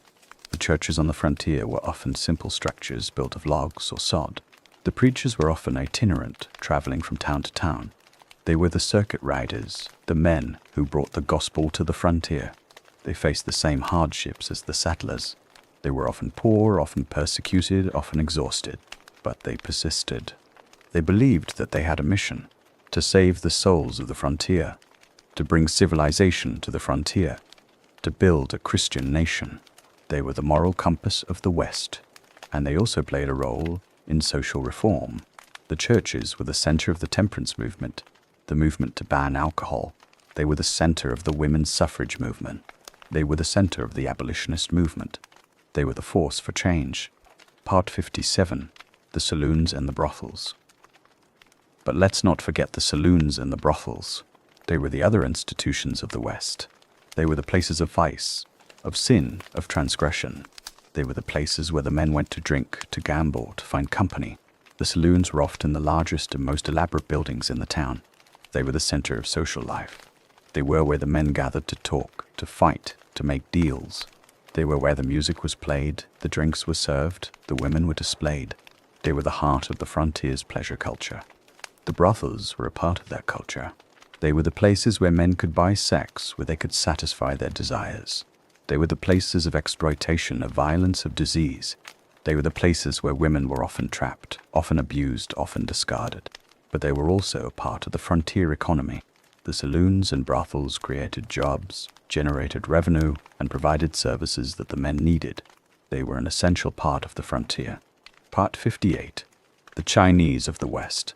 Now, let's talk about the Chinese in the West. We've touched on them, but they deserve a more detailed treatment. They were a vital part of the frontier, and their story is a story of resilience, of achievement, and of tragedy. The Chinese came to the West in large numbers after the gold rush of 1849. They were fleeing poverty and chaos in their homeland. They were seeking fortune, freedom, a better life, and they found hardship, discrimination, and violence. But they persisted. They worked as laborers, as miners, as railroad builders. They opened laundries, restaurants, and stores. They built their own communities, their own Chinatowns. They were a crucial part of the frontier economy, and they were also a target of racism. The Chinese were seen as a threat to the white way of life. They were accused of taking jobs, of lowering wages, of bringing disease. They were subjected to violence, to discrimination, to exclusion. The Chinese Exclusion Act of 1882 was the culmination of this racism. It was the first law that barred a specific ethnic group from immigrating to the United States. It was a shameful act, a naked expression of white supremacy. It had a devastating impact on the Chinese community. It trapped them in a cycle of poverty and exclusion. That they survived. They endured. They continued to build their communities, their businesses, their lives. They were the Chinese of the West, and they were a crucial part of the story. Part 59. The Mexicans of the West and the Mexicans. The Mexicans were the original settlers of the West. They had lived in the Southwest for centuries, and they had built a civilization. They had established towns, farms, and ranches. They had created a culture that was rich and complex. The Mexican vaqueros were the fathers of the cowboy. They invented the techniques, the equipment, the vocabulary. They were the experts in cattle herding. They were the masters of the horse. The Mexican communities were also the victims of the American expansion. The Mexican-American War of 1846 to 1848 was a war of aggression, a war of conquest. The United States took half of Mexico's territory, including California, Arizona, New Mexico, and Texas. The Mexicans became second-class citizens in their own land. They were subjected to racism, to violence, to exploitation. They were displaced from their lands, their property stolen, their culture denigrated. They were treated as an inferior race, a conquered people. But they survived. They persisted. They preserved their culture, their language, their traditions. They became a vital part of the American West. They are the Mexicans of the West, and their story is a story of resilience. Part 60. The African Americans of the West and the African Americans. They were also a part of the West. They came as slaves, as freedmen, as homesteaders. They were the cowboys, the soldiers, the settlers. They were the builders of the West. The African American cowboys were numerous. They worked on the cattle drives, herding the longhorns across the plains. They were often skilled and respected. They faced less discrimination on the trail than in the towns. They were a part of the cowboy brotherhood. The Buffalo Soldiers were a major part of the West. They were the African American cavalry regiments of the U.S. Army.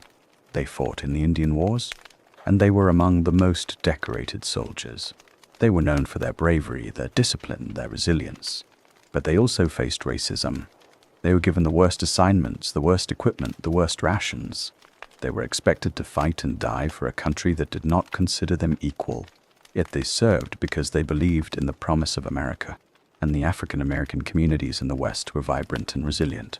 They built churches, schools, businesses. They fought for their rights. They were the African Americans of the West, and they were a vital part of the story. Part 61. The Native Americans of the West, and finally, the Native Americans. They were the original inhabitants of the West. They had lived there for millennia. They had created rich cultures, complex societies, and deep relationships with the land. The Native Americans of the Plains were the most famous. The Lakota, the Cheyenne, the Arapaho, the Comanche, the Kiowa. They were fierce warriors, expert horsemen, and powerful nations. They fought for their land, their culture, their survival, and they were defeated. The U.S. government broke treaty after treaty, took their land, killed their buffalo, and forced them onto reservations. They were subjected to poverty, to disease, to genocide. Their way of life was destroyed, but they survived. They preserved their culture, their languages, their traditions. They are still here, still fighting for their rights, still preserving their heritage. They are the Native Americans of the West, and they are a vital part of the story. Part 62. The Outlaws and the Lawmen. The complex reality now. Let's return to the outlaws and the lawmen. We've touched on them, but we need to delve deeper into the complex reality of frontier justice and lawlessness. The outlaws of the West were a diverse group. They included the highwaymen, who robbed stagecoaches and trains, the rustlers who stole cattle, and the gunslingers who killed for money or reputation. They were often desperate men, driven by poverty, by revenge, by a desire for a better life. Jesse James is the most famous of the outlaws. He was a Confederate guerrilla, a man who had been traumatized by the violence of the Civil War. He turned to bank robbery as a way to survive, as a way to get revenge on the Union. He was a complex figure, a hero to some, a villain to others. But the outlaws were not heroes. They were criminals. They killed innocent people. They stole from the poor. They terrorized the communities. They were a scourge, not a romantic ideal. And the lawmen, they were often just as corrupt as the outlaws.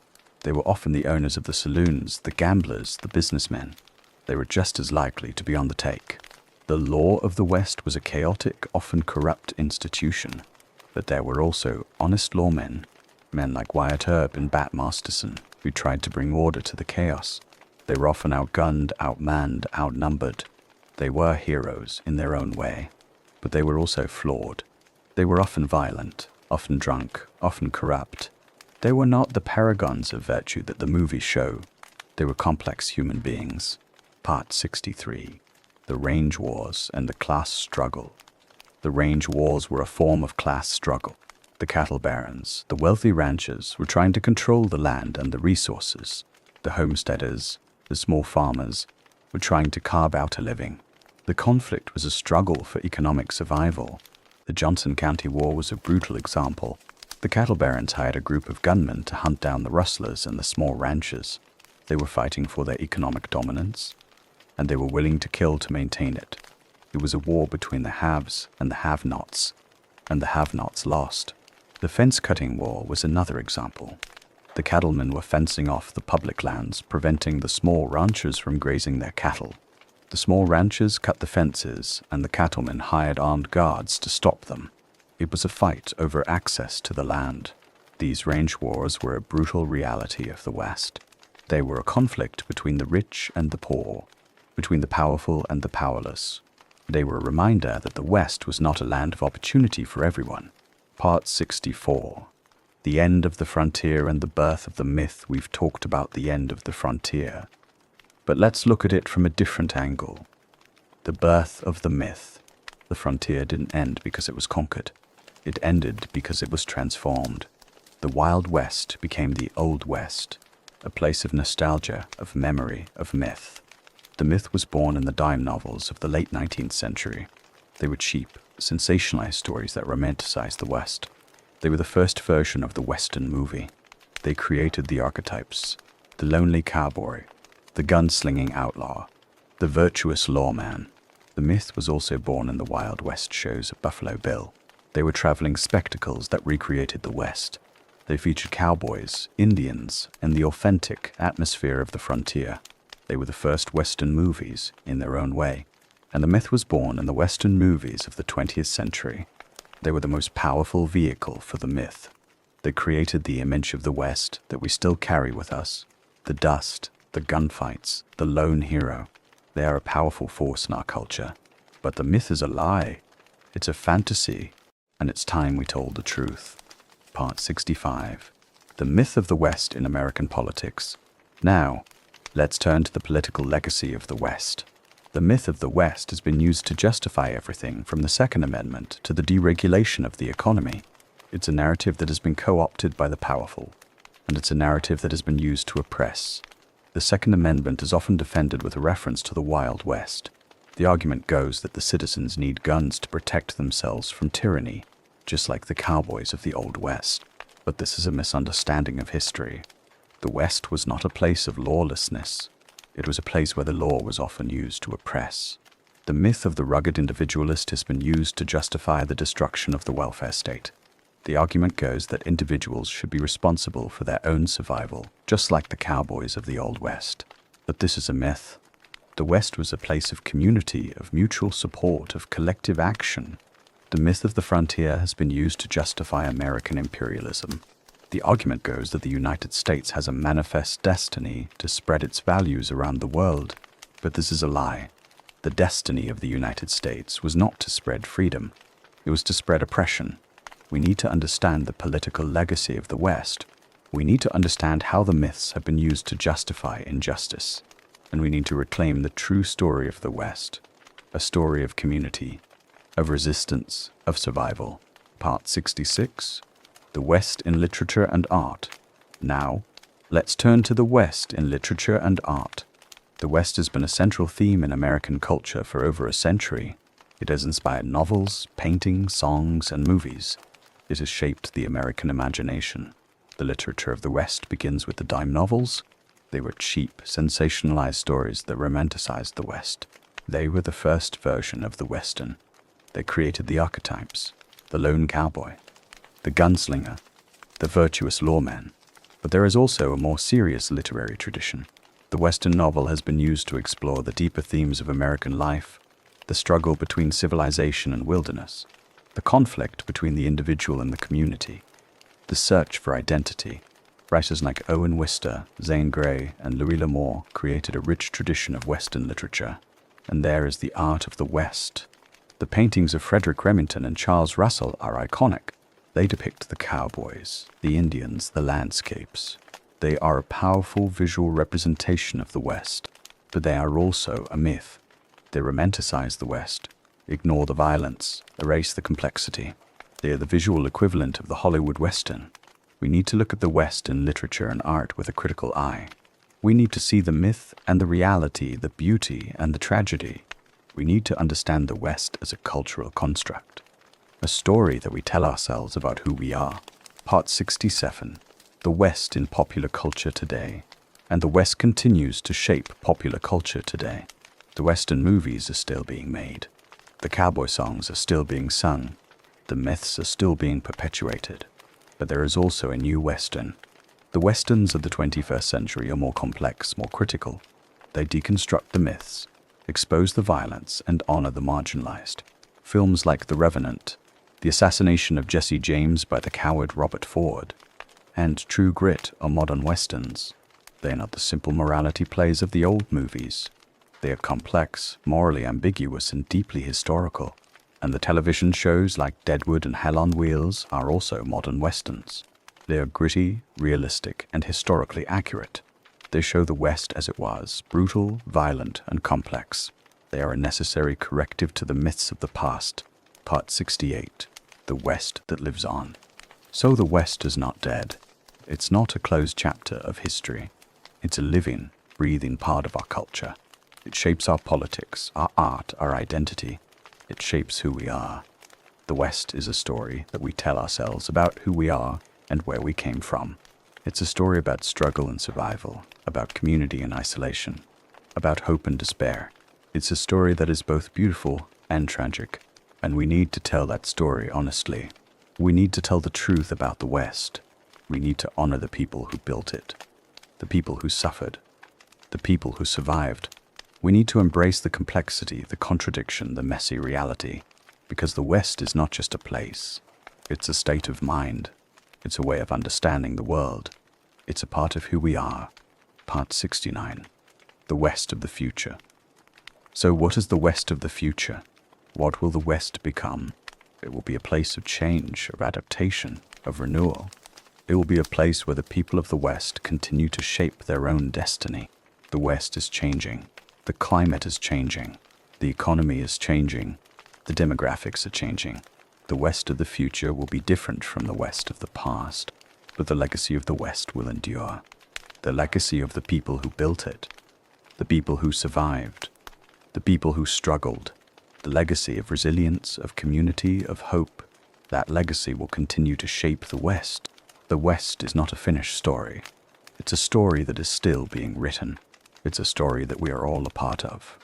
And it's a story that deserves to be told honestly, fully, and with hope. Part 70. The final reflection. Why the myth matters. So, why does the myth of the West matter? Because it's a story that we tell ourselves about who we are. It's a story about the American character, the American dream, the American identity.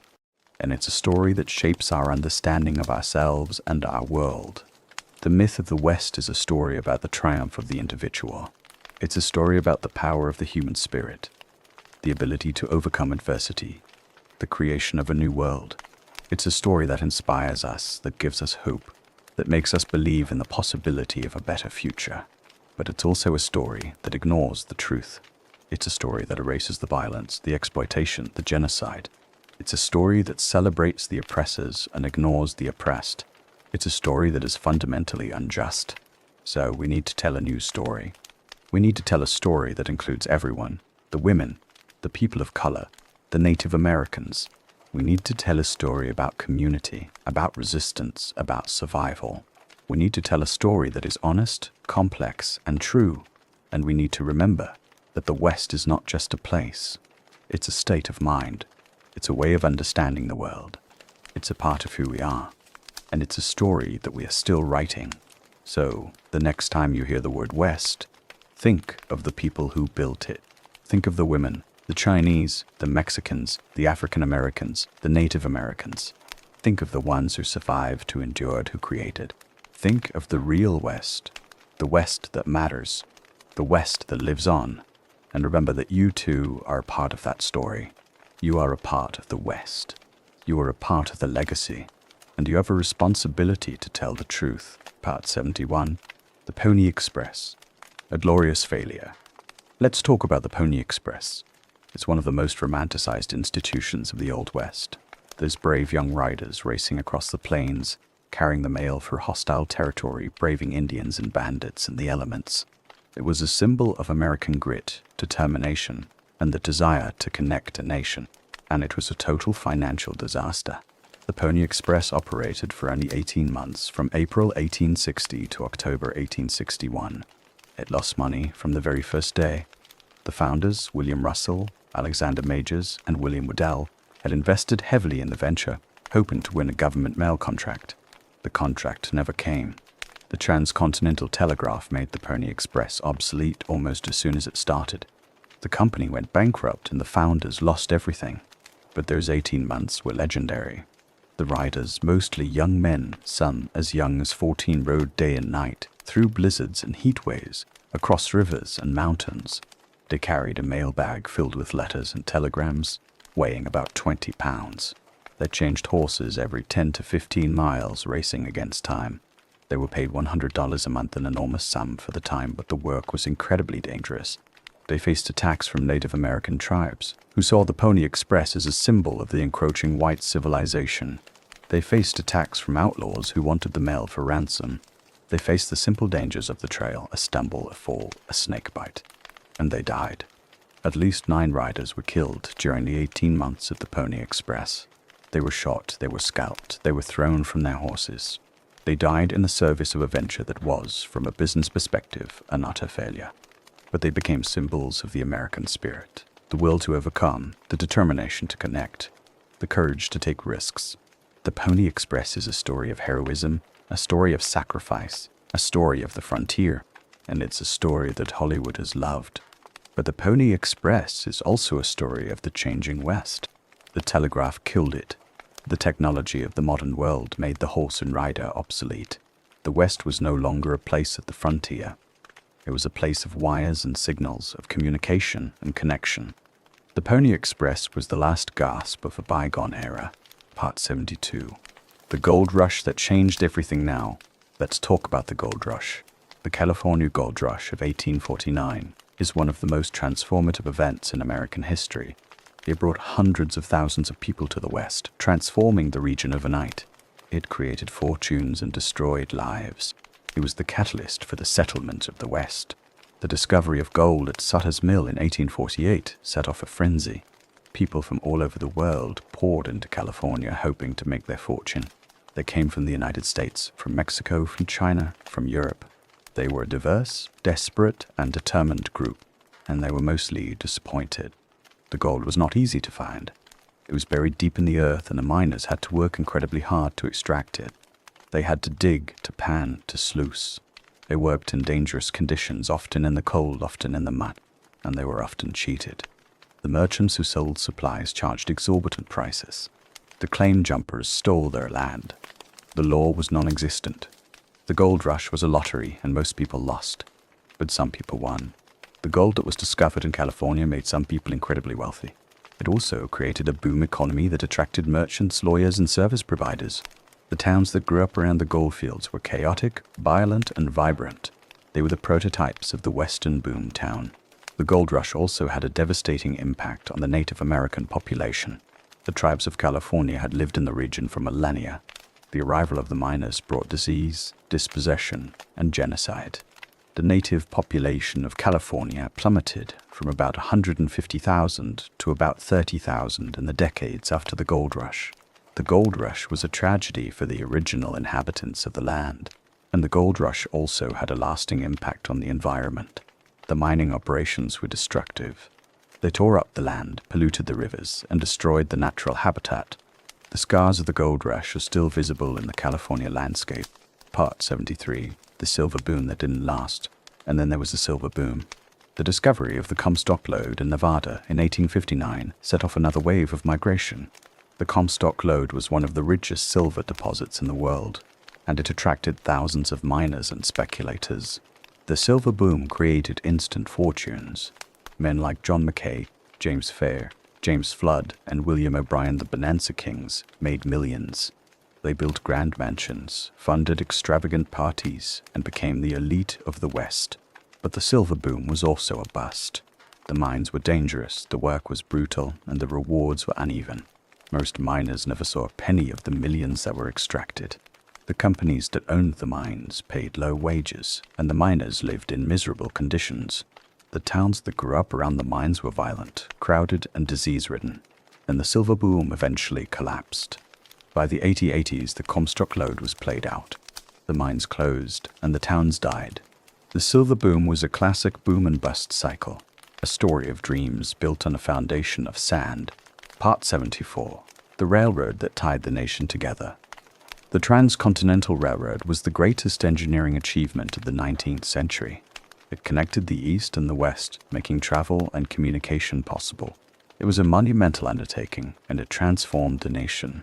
The construction of the railroad was a massive project. It required thousands of workers, millions of dollars, and years of labor. The workers faced incredible hardships: the cold, the heat, the dangerous conditions, the disease. The Chinese and Irish laborers who built the railroad were the backbone of the project. The railroad also changed the economy. It made it possible to transport goods and people across the country. It opened up new markets and created new opportunities. It was the engine of the American economy. But the railroad also had a dark side. It was built on the exploitation of the workers. It was built on the displacement of the Native Americans. It was built on the corruption of the politicians. The railroad was a symbol of progress, but it was also a symbol of the injustice of the era. Part 75. The Homesteaders Who Built the West. The Homestead Act of 1862 was one of the most important pieces of legislation in American history. It gave 160 acres of free land to anyone who was willing to settle and improve it. It was a promise of opportunity, a chance to build a new life. The homesteaders who took advantage of the act were a diverse group. They were immigrants, Civil War veterans, former slaves, and poor farmers. They came from all over the world seeking a better life, and they faced incredible challenges. The land was often difficult to farm. The climate was harsh. The loneliness was crushing. Many homesteaders failed. They gave up. They went back east. They died. The homesteading experiment was a tragedy for many, but some succeeded. They built homes. They raised families. They created communities. They were the pioneers, the ones who tamed the frontier. They were the builders of the West. Part 76. The cow towns that died. The cow towns were the centers of the cattle industry. Places like Abilene, Dodge City, and Wichita were the endpoints of the cattle drives, the places where the longhorns were shipped east. They were bustling, chaotic towns filled with cowboys, cattle, and commerce. The cow towns were also places of violence. The cowboys, flush with cash after months on the trail, would descend on the towns and spend their money in the saloons and brothels. The local law enforcement, often corrupt and ineffectual, would struggle to keep the peace. The towns were dangerous, rowdy, and lawless, and they were ephemeral. The cow towns were dependent on the cattle drives. When the drives ended, the towns died. They became ghost towns, empty and forgotten. The cow towns were a symptom of the boom and bust cycle of the West. Part 77. The mining towns that were a living hell. The mining towns were even more brutal. Places like Bodie, Virginia City, and Deadwood were built on the promise of quick riches. They attracted a desperate, violent crowd, and they were lawless by nature. The mining towns were crowded and disease-ridden. The streets were mud, the buildings were shacks, and the only law was the law of the gun. The violence was constant. Murders, robberies, and fights were a daily occurrence. Life was cheap, and death was always near. The work in the mines was incredibly dangerous. The miners worked in dark, cramped tunnels, exposed to cave-ins, explosions, and poisonous gases. They were paid a pittance, and they were often cheated by the mine owners. The life of a miner was a life of misery and exploitation. And the mining towns were also places of incredible inequality. The mine owners lived in grand mansions, while the miners lived in shacks. The contrast was stark, a reminder of the economic injustice of the West. Part 78. The women who fought for suffrage. The women of the West were also at the forefront of the struggle for suffrage. The Western states were among the first to grant women the right to vote. Wyoming gave women the vote in 1869, Utah in 1870, Colorado in 1893, and Idaho in 1896. The West was the birthplace of women's suffrage in the United States. The women of the West were pioneers in the fight for equality. They organized suffrage campaigns, they lobbied politicians, and they won. The West was a place of opportunity for women, a place where they could make a difference. But the struggle was not easy. The women faced opposition from the men who wanted to keep the status quo. They faced ridicule and violence, but they persisted. They were the ones who made the West a place of progress and change. Part 79. The Chinese Exclusion Act and its legacy. The Chinese Exclusion Act of 1882 was a shameful chapter in American history. It was the first law that barred a specific ethnic group from immigrating to the United States. It was a product of racism and fear, a response to the perceived threat of Chinese immigration. The act had a devastating impact on the Chinese community in the United States. It stopped Chinese immigration, it separated families, and it stigmatized the Chinese. It led to decades of discrimination and persecution. The Chinese Exclusion Act was a betrayal of the American promise of opportunity. The Chinese had built the railroads, they had contributed to the economy, and they had worked hard to build a new life. But the United States turned its back on them. It was a tragedy, a stain on the American history. Part 80. The Mexican Repatriation of the 1930s. The Mexican repatriation of the 1930s was another chapter of injustice. During the Great Depression, the U.S. government began deporting Mexican Americans, many of them U.S. citizens. They were accused of taking jobs and resources away from Americans. The repatriation was brutal. The families were rounded up, often without due process, and shipped to Mexico. They were separated from their homes, their jobs, and their communities. They were innocent victims of a xenophobic campaign. The Mexican repatriation was a reminder of the racism that has always been a part of American history. The West was built on the backs of Mexican immigrants, and the United States repaid them with deportation and discrimination. Part 81. The Indian Reservations and the Boarding Schools. The Indian reservations were a place of poverty and despair. The Native Americans were forced onto reservations, often on the least desirable land. They were subjected to poverty, to malnutrition, to disease. They were denied their culture, their religion, their way of life. The boarding schools were another instrument of oppression. The Native American children were taken from their families and sent to boarding schools where they were forced to speak English, to adopt Christian values, and to forget their native cultures. It was a systematic program of cultural genocide. The Native Americans who survived the reservations and the boarding schools were resilient. They preserved their culture, their language, and their traditions. They fought for their rights. They are the survivors of the West. Part 82. The environmental destruction of the West. The settlement of the West was also an environmental disaster. The settlers destroyed the natural landscape. They overgrazed the land. They killed the buffalo. They polluted the rivers. They were the agents of ecological devastation. The destruction of the buffalo was one of the most tragic episodes. The buffalo were the lifeblood of the Plains tribes. They provided food, clothing, and shelter. The U.S. government encouraged the slaughter of the buffalo, hoping to pacify the tribes. By the 1880s, the buffalo were nearly extinct. The settlers also destroyed the soil. They plowed the prairie, moving the protective grass cover. The dust storms of the 1930s were a direct result of this destruction. The land, once fertile, became barren. The settlers had destroyed the very thing they had come to settle. Part 83. The Water Wars of the West. The water wars were another manifestation of the environmental crisis. The West is a dry region, and water is a precious resource. The settlers fought over water rights, building dams and irrigation systems to control the flow. The water wars were often brutal. The ranchers, the farmers, and the city dwellers all competed for the limited water. The law was often ignored, and the violence was common. The water wars were a symbol of the struggle for survival on the frontier. The water wars are still ongoing. The West is still a dry region, and the competition for water is still intense. The legacy of the water wars is a legacy of conflict and competition. Part 84. The legacy of violence in the West. The violence of the West is a legacy that is still with us. The gun culture of the United States is a product of the West. The romanticization of violence is a product of the Western myth. The individualist ethos is a product of the frontier. That the violence of the West was not romantic. It was brutal, ugly, and destructive. It was a sign of the failure of society, of the inability of the community to resolve its conflicts peacefully. The violence of the West is a legacy of shame. We need to reject the violence of the West. We need to reject the gun culture, the individualist ethos, the myth of the frontier. We need to build a society based on community, on cooperation, on peace. Part 85. The West as a symbol of American identity. The West is a symbol of American identity. It's a story about who we are and where we came from. It's a story about struggle and survival, about hope and despair. It's a story that is both beautiful and tragic. The West is a symbol of freedom, of opportunity, of possibility. It's a symbol of the American dream, but it's also a symbol of violence, of exploitation, of injustice. The West is a complex symbol, a symbol of both hope and tragedy.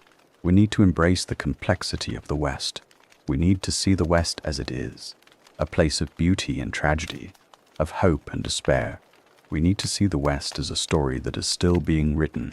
Part 86. The West and the American Imagination. The West is also a place in the American imagination.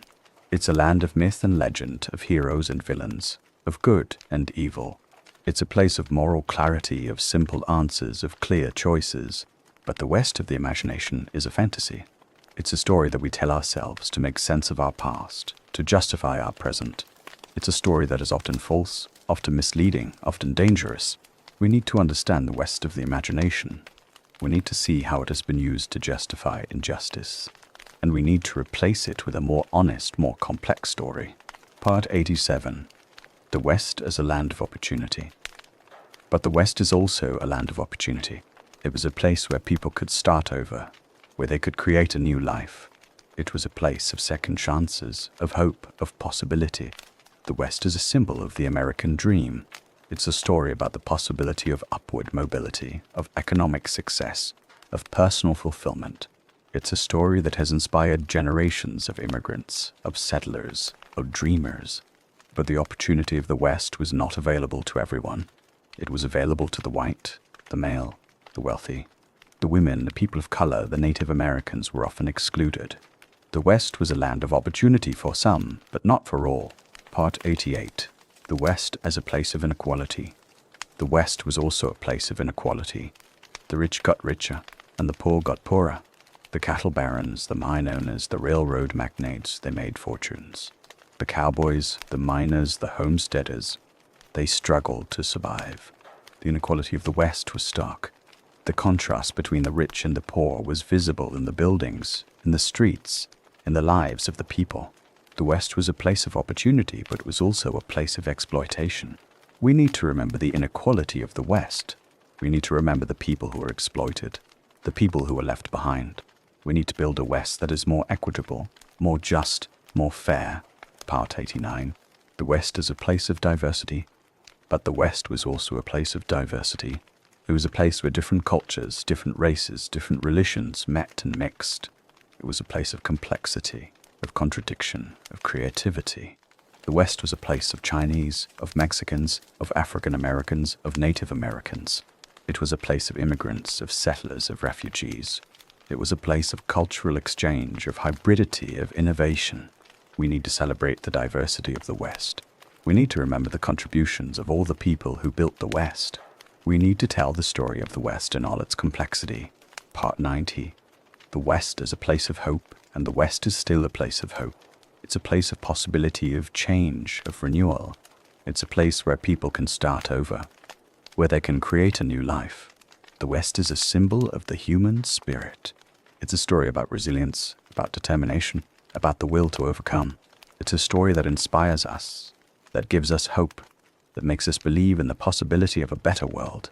We need to hold on to the hope of the West. We need to embrace the possibility of change, of renewal, of transformation. We need to build a West that is more just, more equal, more beautiful. Part 91. The final truth. So, here we are, at the end of our journey. We've traveled through the history of the Wild West, the real West, the West that the movies don't show. We've seen the violence, the disease, the poverty. We've seen the loneliness, the despair, the madness. We've seen the exploitation, the genocide, the tragedy. But we've also seen the resilience, the creativity, the hope. We've seen the communities that were forged, the cultures that were created, the lives that were built. We've seen the people who survived, who endured, who thrived. We've seen the West that was real, the West that matters, the West that shaped us. And we've seen the myth of the West, the lie that we've been told, the story that we tell ourselves about who we are and where we came from. The myth is comfortable, it's seductive, it's easy to believe, but it's a lie, and the truth will set us free. The truth is that the West was a place of human endurance, of human suffering, of human triumph. The truth is that the West was built by everyone, not just the white men in Stetsons. The truth is that the West was a place of complexity, of contradiction, of messy reality. And the truth is that the West continues to shape us in ways we don't always understand. So, the next time you watch a Western movie, or hear a cowboy song, or read a dime novel, remember the truth. Remember the people who built the West. Remember the people who suffered. Remember the people who survived. And carry their story with you, because it's a part of who you are. The West is not a closed book. It's a living history. It's a part of our culture, our politics, our identity. It's a story that we are still writing. And it's a story that deserves to be told honestly, fully, and with compassion. Part 92, The End of the Trail. And now, we come to the end of the trail. We've ridden through the history of the West, and we've seen it all. The good, the bad, and the ugly. We've seen the myths and the realities, the heroes and the villains, the triumphs and the tragedies. And we've seen the people, the real people, the ones who lived and died on the frontier, the women who built the communities, the Chinese who built the railroads, the Mexicans who herded the cattle, the African Americans who rode the trails, the Native Americans who fought for their land. They were the ones who made the West. And we've seen the land, the vast empty plains, the towering mountains, the rushing rivers. The land that was beautiful and cruel, that gave life and took it away. The land that was the stage for the drama of the West. So the West is not a myth, it's a reality. It's a part of our past, our present, and our future. It's a story that we are all a part of. And it's a story that deserves to be remembered. Part 93, a final word on the Hollywood myth. The Hollywood Western is a lie, but it's a lie that has shaped our culture, our politics, and our identity. It's a lie that has told us who we are and where we came from, and it's a lie that we need to stop believing. The Hollywood Western is a fantasy of white male supremacy. It's a fantasy of violence as a solution. It's a fantasy of individualism over community. It's a fantasy that ignores the reality of the West. We need to reject the Hollywood Western. We need to embrace the truth of the West. We need to tell the stories of the people who were erased, the people who were exploited, the people who were forgotten. We need to build a new West. A West that is more just, more equal, more humane. Part 94. The West that we can still build. The West is not just a place of the past. It's a place of the present and the future. It's a place where we can still build something new. It's a place where we can still create a better world. The West is a place of possibility. It's a place of change and transformation. It's a place where the dreams of the past can become the reality of the future. We need to build a West that is inclusive, that celebrates diversity, that honors the environment. We need to build a West that is just, that treats all people fairly, that protects the rights of everyone.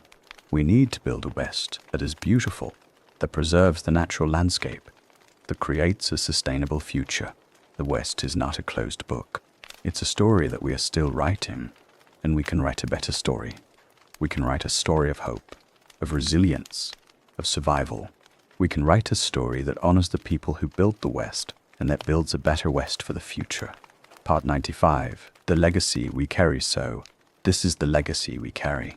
We carry the history of the West, the good and the bad, the beautiful and the ugly. We carry the stories of the people who built it, the people who suffered, the people who survived. We carry the myth of the West, the lie that we've been told, and we carry the truth of the West, the reality that we need to remember. We carry the violence of the West, the legacy of the gun, the legacy of the individualist, and we carry the hope of the West, the legacy of community, the legacy of survival. We are the children of the West. We are the inheritors of its legacy, and we have a responsibility to tell the truth. So let's tell the truth. Let's tell the story of the West in all its complexity. Let's honor the people who built it. Let's build a better West for the future. The West is a story that we are all a part of, and it's a story that deserves to be told. Part 96.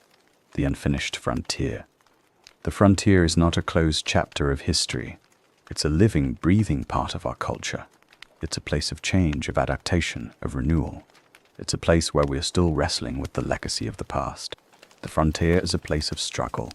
It's a place where we are still fighting over the land, the resources, the culture, It's a place where the old myths and the new realities are still colliding. But the frontier is also a place of hope. It's a place where we can still create something new. It's a place where we can build a better world. The frontier is not a closed book. It's a story that we are still writing. And we can write a better story. Part 97. The West in Our Hearts. The West is not just a place. It's a state of mind. It's a way of understanding the world. It's a part of who we are. The West is the spirit of adventure, the spirit of exploration, the spirit of discovery. It's the spirit of resilience, of survival, of hope. The West is the spirit of the American people. It's the spirit that built the nation, that settled the frontier, that created a new world. And that spirit is still with us. It's still in our hearts. It's still driving us forward. So, let's embrace the West. Let's embrace its complexity, its contradiction, its messy reality. Let's embrace the beauty and the tragedy, the hope and the despair. Let's embrace the West that was real, the West that matters, the West that lives on. Part 98, the final ride. And now, we come to the final ride. We've ridden through the history of the West, and we've seen it all. We've seen the myths and the realities, the heroes and the villains, the triumphs and the tragedies. We've seen the people, the real people, the ones who lived and died on the frontier, the women, the Chinese, the Mexicans, the African Americans, the Native Americans. They were the ones who made the West. We've seen the land, the vast empty plains, the towering mountains, the rushing rivers, the land that was beautiful and cruel, that gave life and took it away. The land that was the stage for the drama of the West. And now we ride off into the sunset, not the sunset of the Hollywood Western, but the sunset of the real West, the sunset of a history that is complex, messy, and ultimately true. So let's ride into the future, carrying the legacy of the West with us. Let's ride with hope, with resilience, with determination. Let's ride with the spirit of the people who built the West. The West is not a closed book. It's a story that we're still writing, and it's a story that deserves to be told. So, let's tell it. Let's tell the truth about the West. Let's honor the people who built it, and let's build a better West for the future. The final ride is not the end. It's a new beginning. Part 99, the West that will always be, and so the West will always be. It will always be a part of our culture, our politics, our identity. It will always be a part of who we are.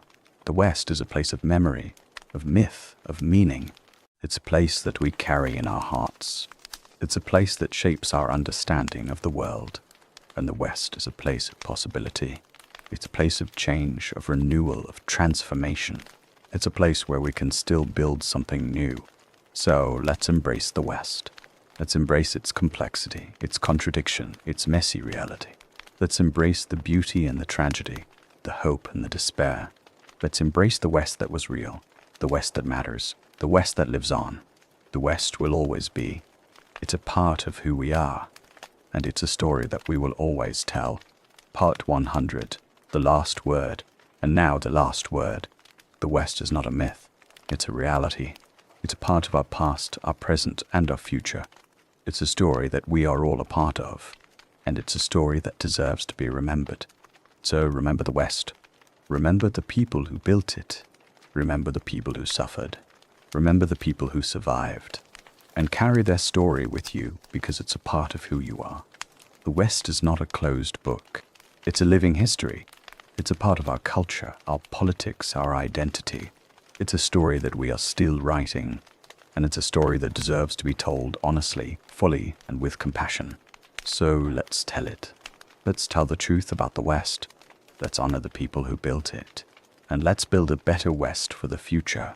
The West is a story that we will always tell. And it's a story that will always matter. Would you like me to continue with even more chapters, or is this a good place to conclude?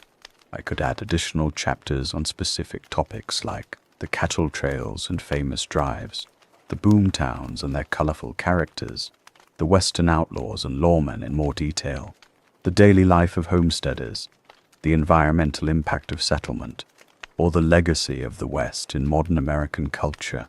Please let me know your preference. Part 101, the cattle trails that made the West.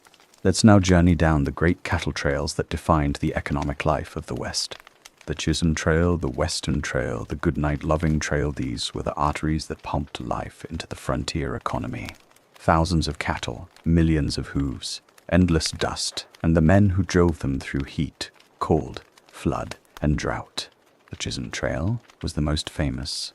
It ran from South Texas to Abilene, Kansas, a distance of over 800 miles.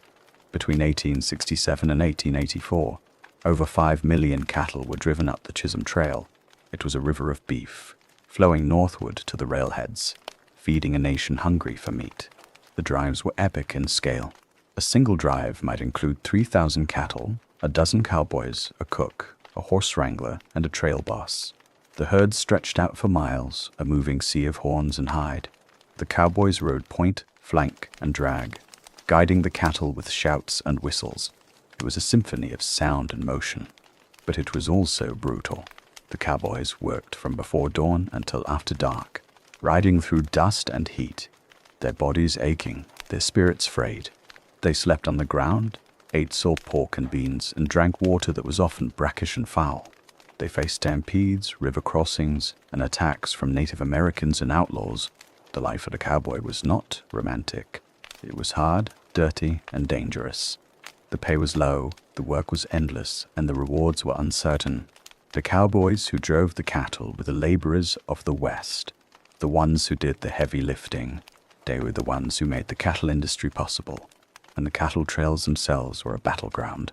The ranchers who owned the cattle fought for control of the trails, for access to the railheads, for the right to graze their herds on the open range. The cattle trails were a zone of conflict, a place where the different interests of the West collided. Part 102. The cow towns that boomed and died. The cow towns were the destinations of the cattle drives. Places like Abilene, Dodge City, Caldwell, and Wichita were the end points of the trails, the places where the cattle were loaded onto trains and shipped east. They were the boom towns of the cattle industry. The cow towns were chaotic, violent, and exciting. The streets were filled with cattle, cowboys, and merchants. The saloons were crowded, the brothels were busy, and the gambling halls were filled with the sound of chips and curses. The cow towns were the wildest places in the West, but they were also short-lived.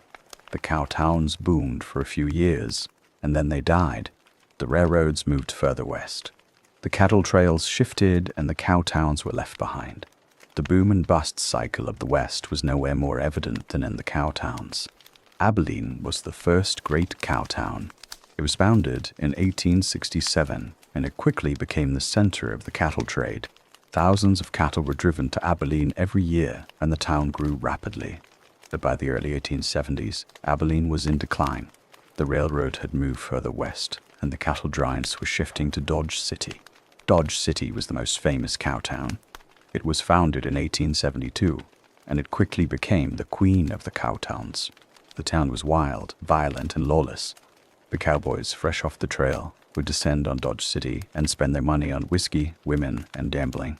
The law enforcement was often ineffectual, and the violence was constant. But Dodge City's boom was also short-lived. By the mid-1880s, the cattle drives were declining. The open range was being fenced in, the railroads had moved further west, and the cattle industry was changing. Dodge City became a quiet agricultural town, a shadow of its former self. Part 103. The open range that disappeared.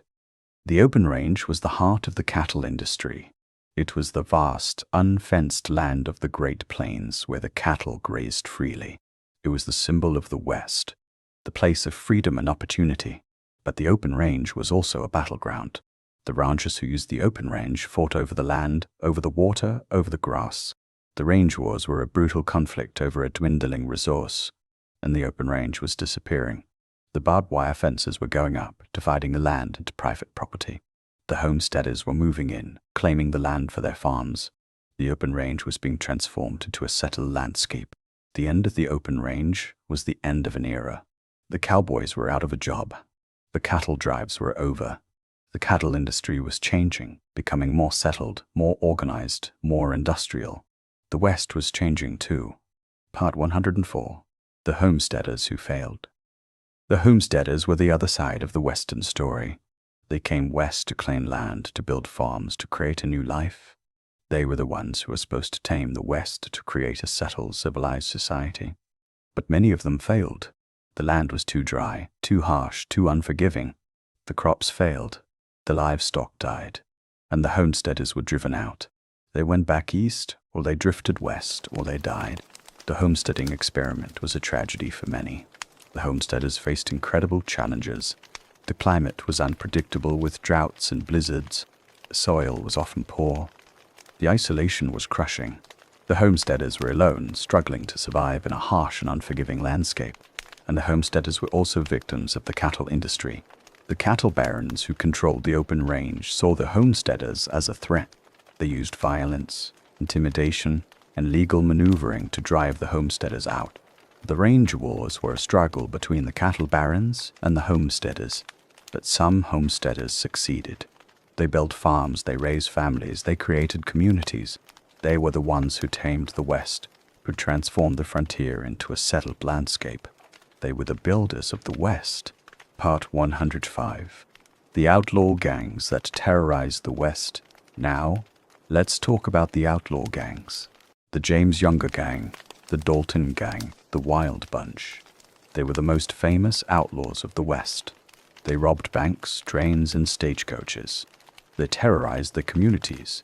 They were the villains of the Western story, but they were also complex figures. The James Younger Gang, led by Jesse James and his brother Frank, were Confederate guerrillas during the Civil War. They had been traumatized by the violence of the war, and they turned to robbery as a way to survive. They were seen as heroes by some, as Robin Hood figures who stole from the rich and gave to the poor, but they were also murderers. The James Younger Gang killed innocent people. They terrorized the communities. They were a scourge, not a romantic ideal. The Dalton Gang was another group of outlaws. They were led by the Dalton brothers, who had been lawmen before they turned to crime. They tried to rob 2 banks in Coffeyville, Kansas in 1892. The townspeople fought back, and the gang was killed. It was a dramatic end to a life of crime. The Wild Bunch was the most notorious gang of the late 19th century. They were led by Butch Cassidy and the Sundance Kid. They robbed trains and banks in the American West, and they were pursued by the Pinkerton Detective Agency. They fled to South America, where they were eventually killed. The outlaw gangs were a product of the West. They were a symptom of the chaos, the violence, and the instability of the frontier. They were a part of the story. Part 106. The lawmen who tried to keep order and the lawmen who tried to stop them. Men like Wyatt Earp, Bat Masterson, and Pat Garrett were the heroes of the West. They were the ones who fought the outlaws who tried to bring order to the chaos. But they were also complex figures. Wyatt Earp was a gambler, a saloon keeper, and a man of questionable reputation.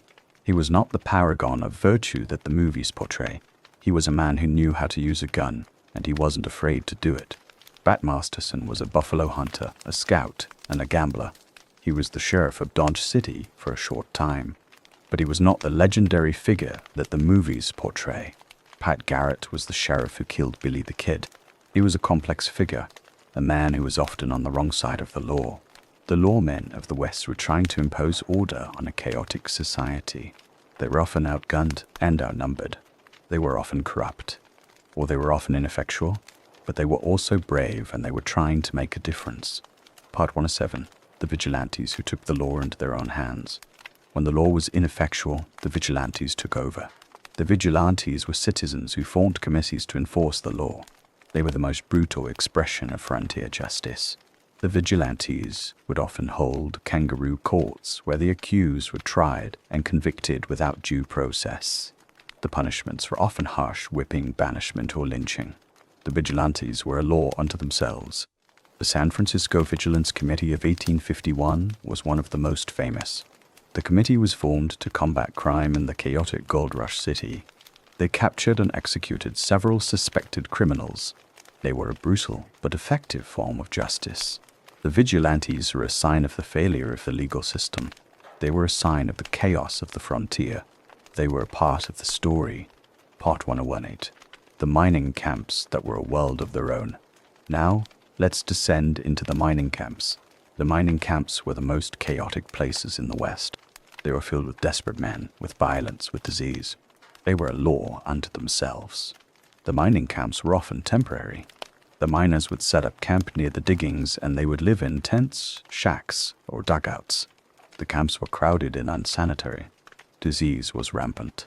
The mining camps were also violent. The miners fought over claims, over gold, over women. The violence was constant, and the law was ineffectual. The camps were a world of their own. And the mining camps were also a place of opportunity. The miners who found gold could make a fortune. The merchants who sold supplies could make a fortune. The camps were a place of dreams, but the dreams often ended in disappointment. The gold was not always there. The claims were not always profitable. The miners often went broke. The mining camps were a gamble, and most people lost. Part 109. The women who worked in the camps and the women who worked in the mining camps. The soiled dubs were a vital part of the camp economy. They provided the services that the men needed. They were often the only women in the camp. The prostitutes lived in a world of violence and exploitation. They were often beaten, abused, and discarded. They died young, of disease, of violence, of overdose. Their lives were short and brutal, but they were also resilient. They formed communities, they supported each other, they survived. They were the forgotten heroines of the West. Part 110. The Chinese in the mining camps and the Chinese miners. The Chinese were a vital part of the mining camps. They were often the most successful miners because they were willing to work the claims that the white miners had abandoned. They were also the victims of racism. They were beaten, robbed, and killed. They were forced to pay special taxes. They were the most oppressed group in the camps, but they persisted. They formed their own communities, they preserved their own culture, and they survived. The Chinese miners were a crucial part of the story. Part 111. The Native Americans in the mines and the Native Americans. They were the original inhabitants of the mining regions. They were displaced by the miners, they were killed, and they were exploited. They were the victims of the mining industry. The Native Americans had lived in the mining regions for millennia. They had a deep relationship with the land. The miners destroyed that relationship. The Native Americans were the most tragic figures of the mining camps. Part 112. The environmental legacy of the mines. And the environmental legacy of the mines. The mining operations were destructive. They tore up the land, they polluted the rivers, and they destroyed the natural habitat. The scars of the mining industry are still visible in the West. The mines used toxic chemicals like mercury and cyanide. These chemicals leached into the water supply, poisoning the fish and the people. The environmental damage from the mines is still being cleaned up today. Part 113. The ghost towns that still haunt the West and the ghost towns. The boom towns that died. The mining camps that were abandoned. The cow towns that were left behind. They are a haunting reminder of the impermanence of the West. Bodie, California is one of the most famous ghost towns. It was a gold mining town that boomed in the 1870s. It had a population of 10,000, and it was a bustling, chaotic place. Then the gold ran out, and the town died. Today, Bodie is a state historic park, a preserved ghost town. You can walk its streets and imagine the lives of the people who once lived there. Virginia City, Nevada was another boom town. It was built on the Comstock Lode, one of the richest silver deposits in the world. It was a city of mansions and saloons, of grand dreams and bitter disappointments. Then the silver ran out, and the town died. Today, Virginia City is a tourist attraction, a reminder of the boom and bust cycle of the West.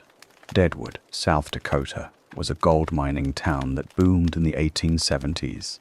It was the home of Wild Bill Hickok and Calamity Jane. It was a lawless, violent place. Then the gold ran out, and the town died. Today, Deadwood is a tourist destination, a place where the legend of the West is kept alive. Part 114. The photographers who captured the West. Now, let's talk about the photographers. The photographers of the West were the ones who captured the images of the frontier. They recorded the landscapes, the people, the events. They created the visual record of the West.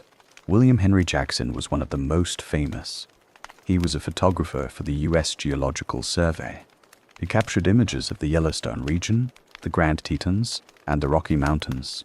His photographs helped to establish the national parks. Timothy O'Sullivan was another famous photographer. He captured images of the Civil War and the West.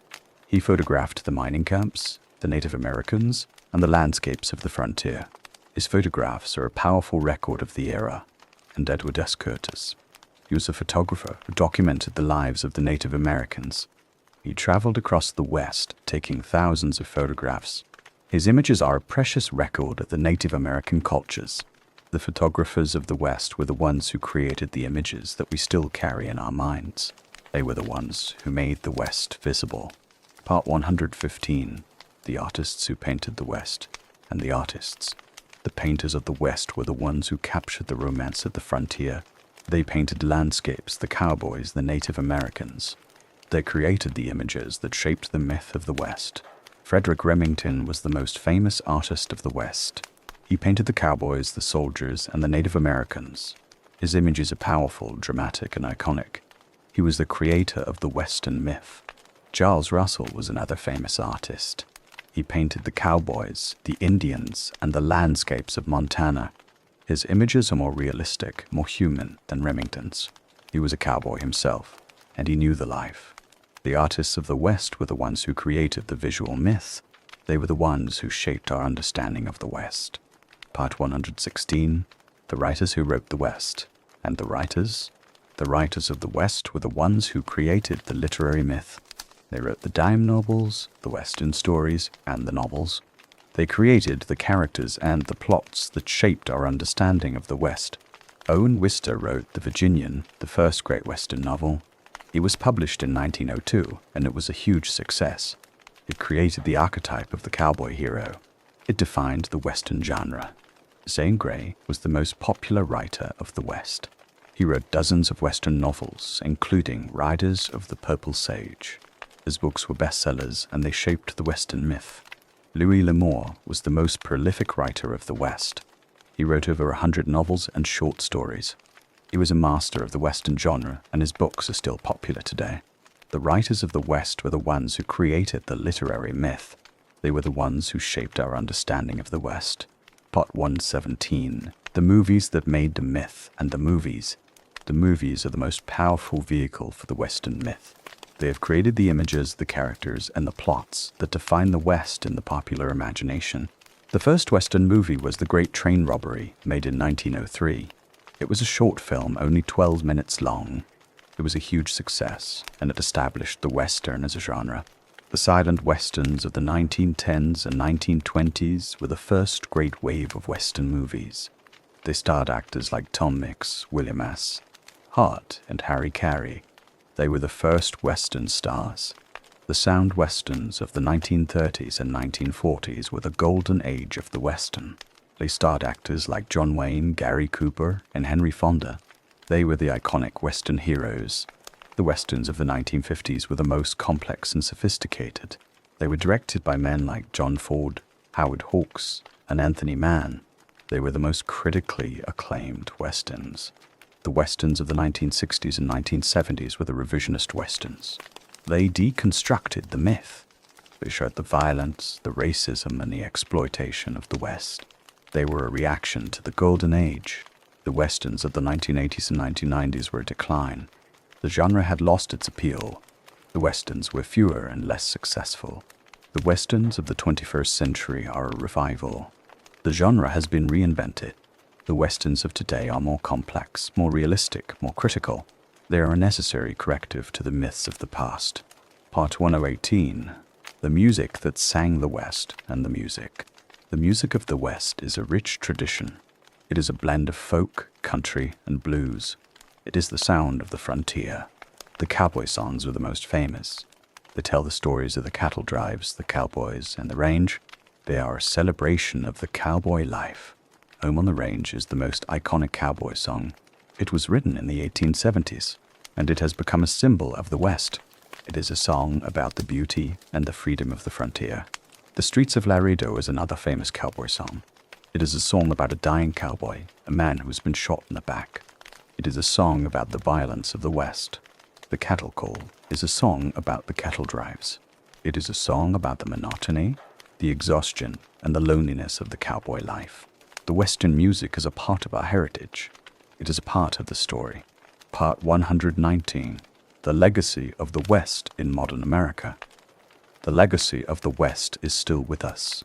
It is still a part of our culture, our politics, our identity. It is a story that we're still telling. The gun culture of the United States is a product of the West. The Second Amendment is often defended with a reference to the frontier. But the West was not a place of lawlessness. It was a place of community. The individualist ethos of the United States is a product of the West. The myth of the lone hero is a powerful story. But the West was a place of community, of mutual support, of collective action. The American dream is a product of the West. The idea of starting over, of creating a new life, of achieving success, it is a Western idea. But the West was also a place of failure, of exploitation, of oppression. We need to understand the legacy of the West. We need to understand the myths and the realities. We need to understand the good and the bad. Part 120. The West that we can still build, and the West that we can still build. The West is not a closed chapter. It is a living story. It is a place of change, of adaptation, of renewal. We can build a West that is inclusive, that celebrates diversity, that honors the environment. We can build a West that is just, that treats all people fairly, that protects the rights of everyone. We can build a West that is beautiful, that preserves the natural landscape, that creates a sustainable future. The West is a story that we are still writing, and we can write a better story. Part 121. The Final Truth. Why the West still matters so.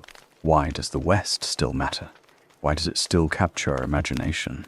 Why does it still shape our culture and our politics? The West matters because it is the story of America. It is the story of a nation that was built from nothing. It is the story of people who came from all over the world to create a new life. It is the story of struggle and survival, of hope and despair. The West matters because it is a story about who we are. It is a story about the American character, the resilience, the creativity, the determination. It is a story about the American dream, the opportunity to start over, to create a new life. The West matters because it is a story that is still being written. We are still living in the West, still wrestling with its legacy, still building its future. And the West matters because it is a story that can teach us. It can teach us about the value of community. It can teach us about the dangers of violence. It can teach us about the importance of the environment. It can teach us about the need for justice. The West is not a dead history. It is a living legacy. It is a part of who we are, and it is a story that we must remember. Part 122. The Final Ride. A conclusion. And now, we come to the final ride. We've ridden through the history of the West, and we've seen it all. We've seen the myths and the realities, the heroes and the villains, the triumphs and the tragedies.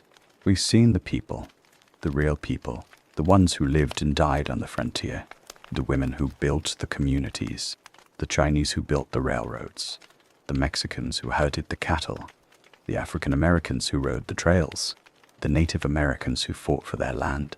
They were the ones who made the West. We've seen the land, the vast empty plains, the towering mountains, the rushing rivers, the land that was beautiful and cruel, that gave life and took it away, the land that was the stage for the drama of the West. We've seen the myth, the Hollywood Western, the dime novels, the cowboy songs, the myth that has shaped our understanding of the West, the myth that we must now reject. And we've seen the truth of the West, the truth that was brutal, unfair, and unforgiving, the truth that we must now embrace. So, here's the final truth. The West was not a place of adventure and freedom. It was a place of struggle and survival. It was a place where the strong preyed on the weak. It was a place where the law was often arbitrary and unjust. It was a place where the environment was often unforgiving, but was also a place of incredible human achievement. It was a place where people built something new, something that had never existed before. It was a place where communities were forged, where cultures mixed, and where the American identity was shaped. The West was a place of human endurance. It was a place of resilience, creativity, and hope. It was a place where the human spirit was tested and refined. And the West is still with us. It is still a part of our culture, our politics, our identity. It is a story that we are still writing, and is a story that we must tell honestly, fully, and with compassion. So, let us remember the West. Let us remember the people who built it. Let us remember the people who suffered. Let us remember the people who survived. And let us carry their story with us, because it is a part of who we are. The West is not a closed book. It is a living history. It is a story that we are all a part of. And it is a story that will always matter. Part 123. The last chapter. And now, the last chapter. We've come to the end of our journey. We've ridden the trails, explored the mining camps, walked the streets of the cowtowns, and witnessed the violence and the beauty of the West. We've seen the West as it really was, a place of struggle, of survival, of hope. We've seen the West as it was shaped by the people who lived there, the women, the Chinese, the Mexicans, the African Americans, the Native Americans. We've seen the West as it was shaped by the land, the vast empty plains, the towering mountains, the rushing rivers, and we've seen the West as it is remembered, the myth, the legend, the story that we tell ourselves about who we are and where we came from. Now we must decide. We must decide what kind of West we want to build. We must decide what kind of story we want to tell. We can build a West that is inclusive, that celebrates diversity, that honors the environment. We can build a West that is just, that treats all people fairly, that protects the rights of everyone. We can build a West that is beautiful, that preserves the natural landscape, that creates a sustainable future. Or we can continue to build the West of the myth, the West of violence, of exploitation, of inequality, the West of the gun, the West of the individualist, the West of the frontier. The choice is ours. The West is a story that we are still writing, and we can write a better story. Part 124, The West That Lives On. And so the West lives on. It lives on in our culture, our politics, our identity. It lives on in the stories we tell, the songs we sing, the images we carry in our minds. The West lives on in the memory of the people who built it, the women who endured the loneliness and the hardship, the Chinese who built the railroads with their bare hands, the Mexicans who herded the cattle and tamed the horses, the African Americans who rode the trails and fought for their freedom, the Native Americans who fought for their land and their culture. The West lives on in the land itself, the vast empty plains, the towering mountains, the rushing rivers, the land that is still beautiful and cruel, that still gives life and takes it away. The West lives on in the hope that it represents, the hope of a new life, the hope of a better future, the hope of a nation that is still being built. The West is not a closed book. It is a living history. It is a story that we are all a part of, and it is a story that will always matter. Part 125, The Final Word on the Wild West. And now, the final word. The Wild West was not a place of adventure and freedom. It was a place of struggle and survival. It was a place where the strong preyed on the weak. It was a place where the law was often arbitrary and unjust. It was a place where the environment was often unforgiving. But it was also a place of incredible human achievement. It was a place where people built something new, something that had never existed before. It was a place where communities were forged, where cultures mixed, and where the American identity was shaped. The Wild West was a place of human endurance. It was a place of resilience, creativity, and hope. It was a place where the human spirit was tested and refined, and the Wild West is still with us. It is still a part of our culture, our politics, our identity. It is a story that we are still writing, and it is a story that we must tell honestly, fully, and with compassion. So let us remember the Wild West. Let us remember the people who built it. Let us remember the people who suffered. Let us remember the people who survived. And let us carry this story with us, because it is a part of who we are. The Wild West is not a closed book. It is a living history.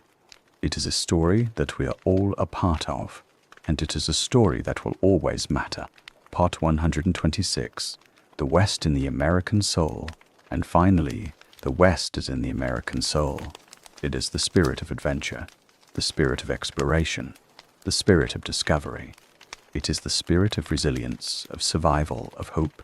The West is the spirit of the American people. It is the spirit that built the nation, that settled the frontier, that created a new world. And that spirit is still with us. It is still in our hearts. It is still driving us forward. So, let us embrace the West. Let us embrace its complexity, its contradiction, its messy reality. Let us embrace the beauty and the tragedy, the hope and the despair. Let us embrace the West that was real, the West that matters, the West that lives on. The West is not a closed book. It is a living history. It is a part of our culture, our politics, our identity. It is a story that we are still writing, and it is a story that deserves to be told honestly, fully, and with compassion. The West will always be. It is a part of who we are, and it is a story that we will always tell. And so the sun slowly sets over the Wild West. The horses have been watered. The campfire has settled into glowing embers, and the dusty streets that once echoed with wagons and weary footsteps grow quiet beneath a sky full of stars. Tonight, we looked beyond the legends and Hollywood stories to discover what life was really like for the ordinary people who called the frontier home. For them, the Wild West wasn't a place of constant adventure. It was a place of long days, hard work, uncertain weather, lonely journeys, and countless small challenges that demanded resilience every single day. History often remembers the outlaws, the sheriffs, and the dramatic shootouts. But most lives were lived far from those stories, in small cabins, on isolated farms, in quiet towns, and around simple campfires where families hoped tomorrow would be just a little easier than today. As you settle a little deeper into your pillow, let the sounds of the frontier slowly drift away. The wagons have stopped rolling. The prairie grows still. The stars shine overhead, and perhaps it's time for you to rest as well.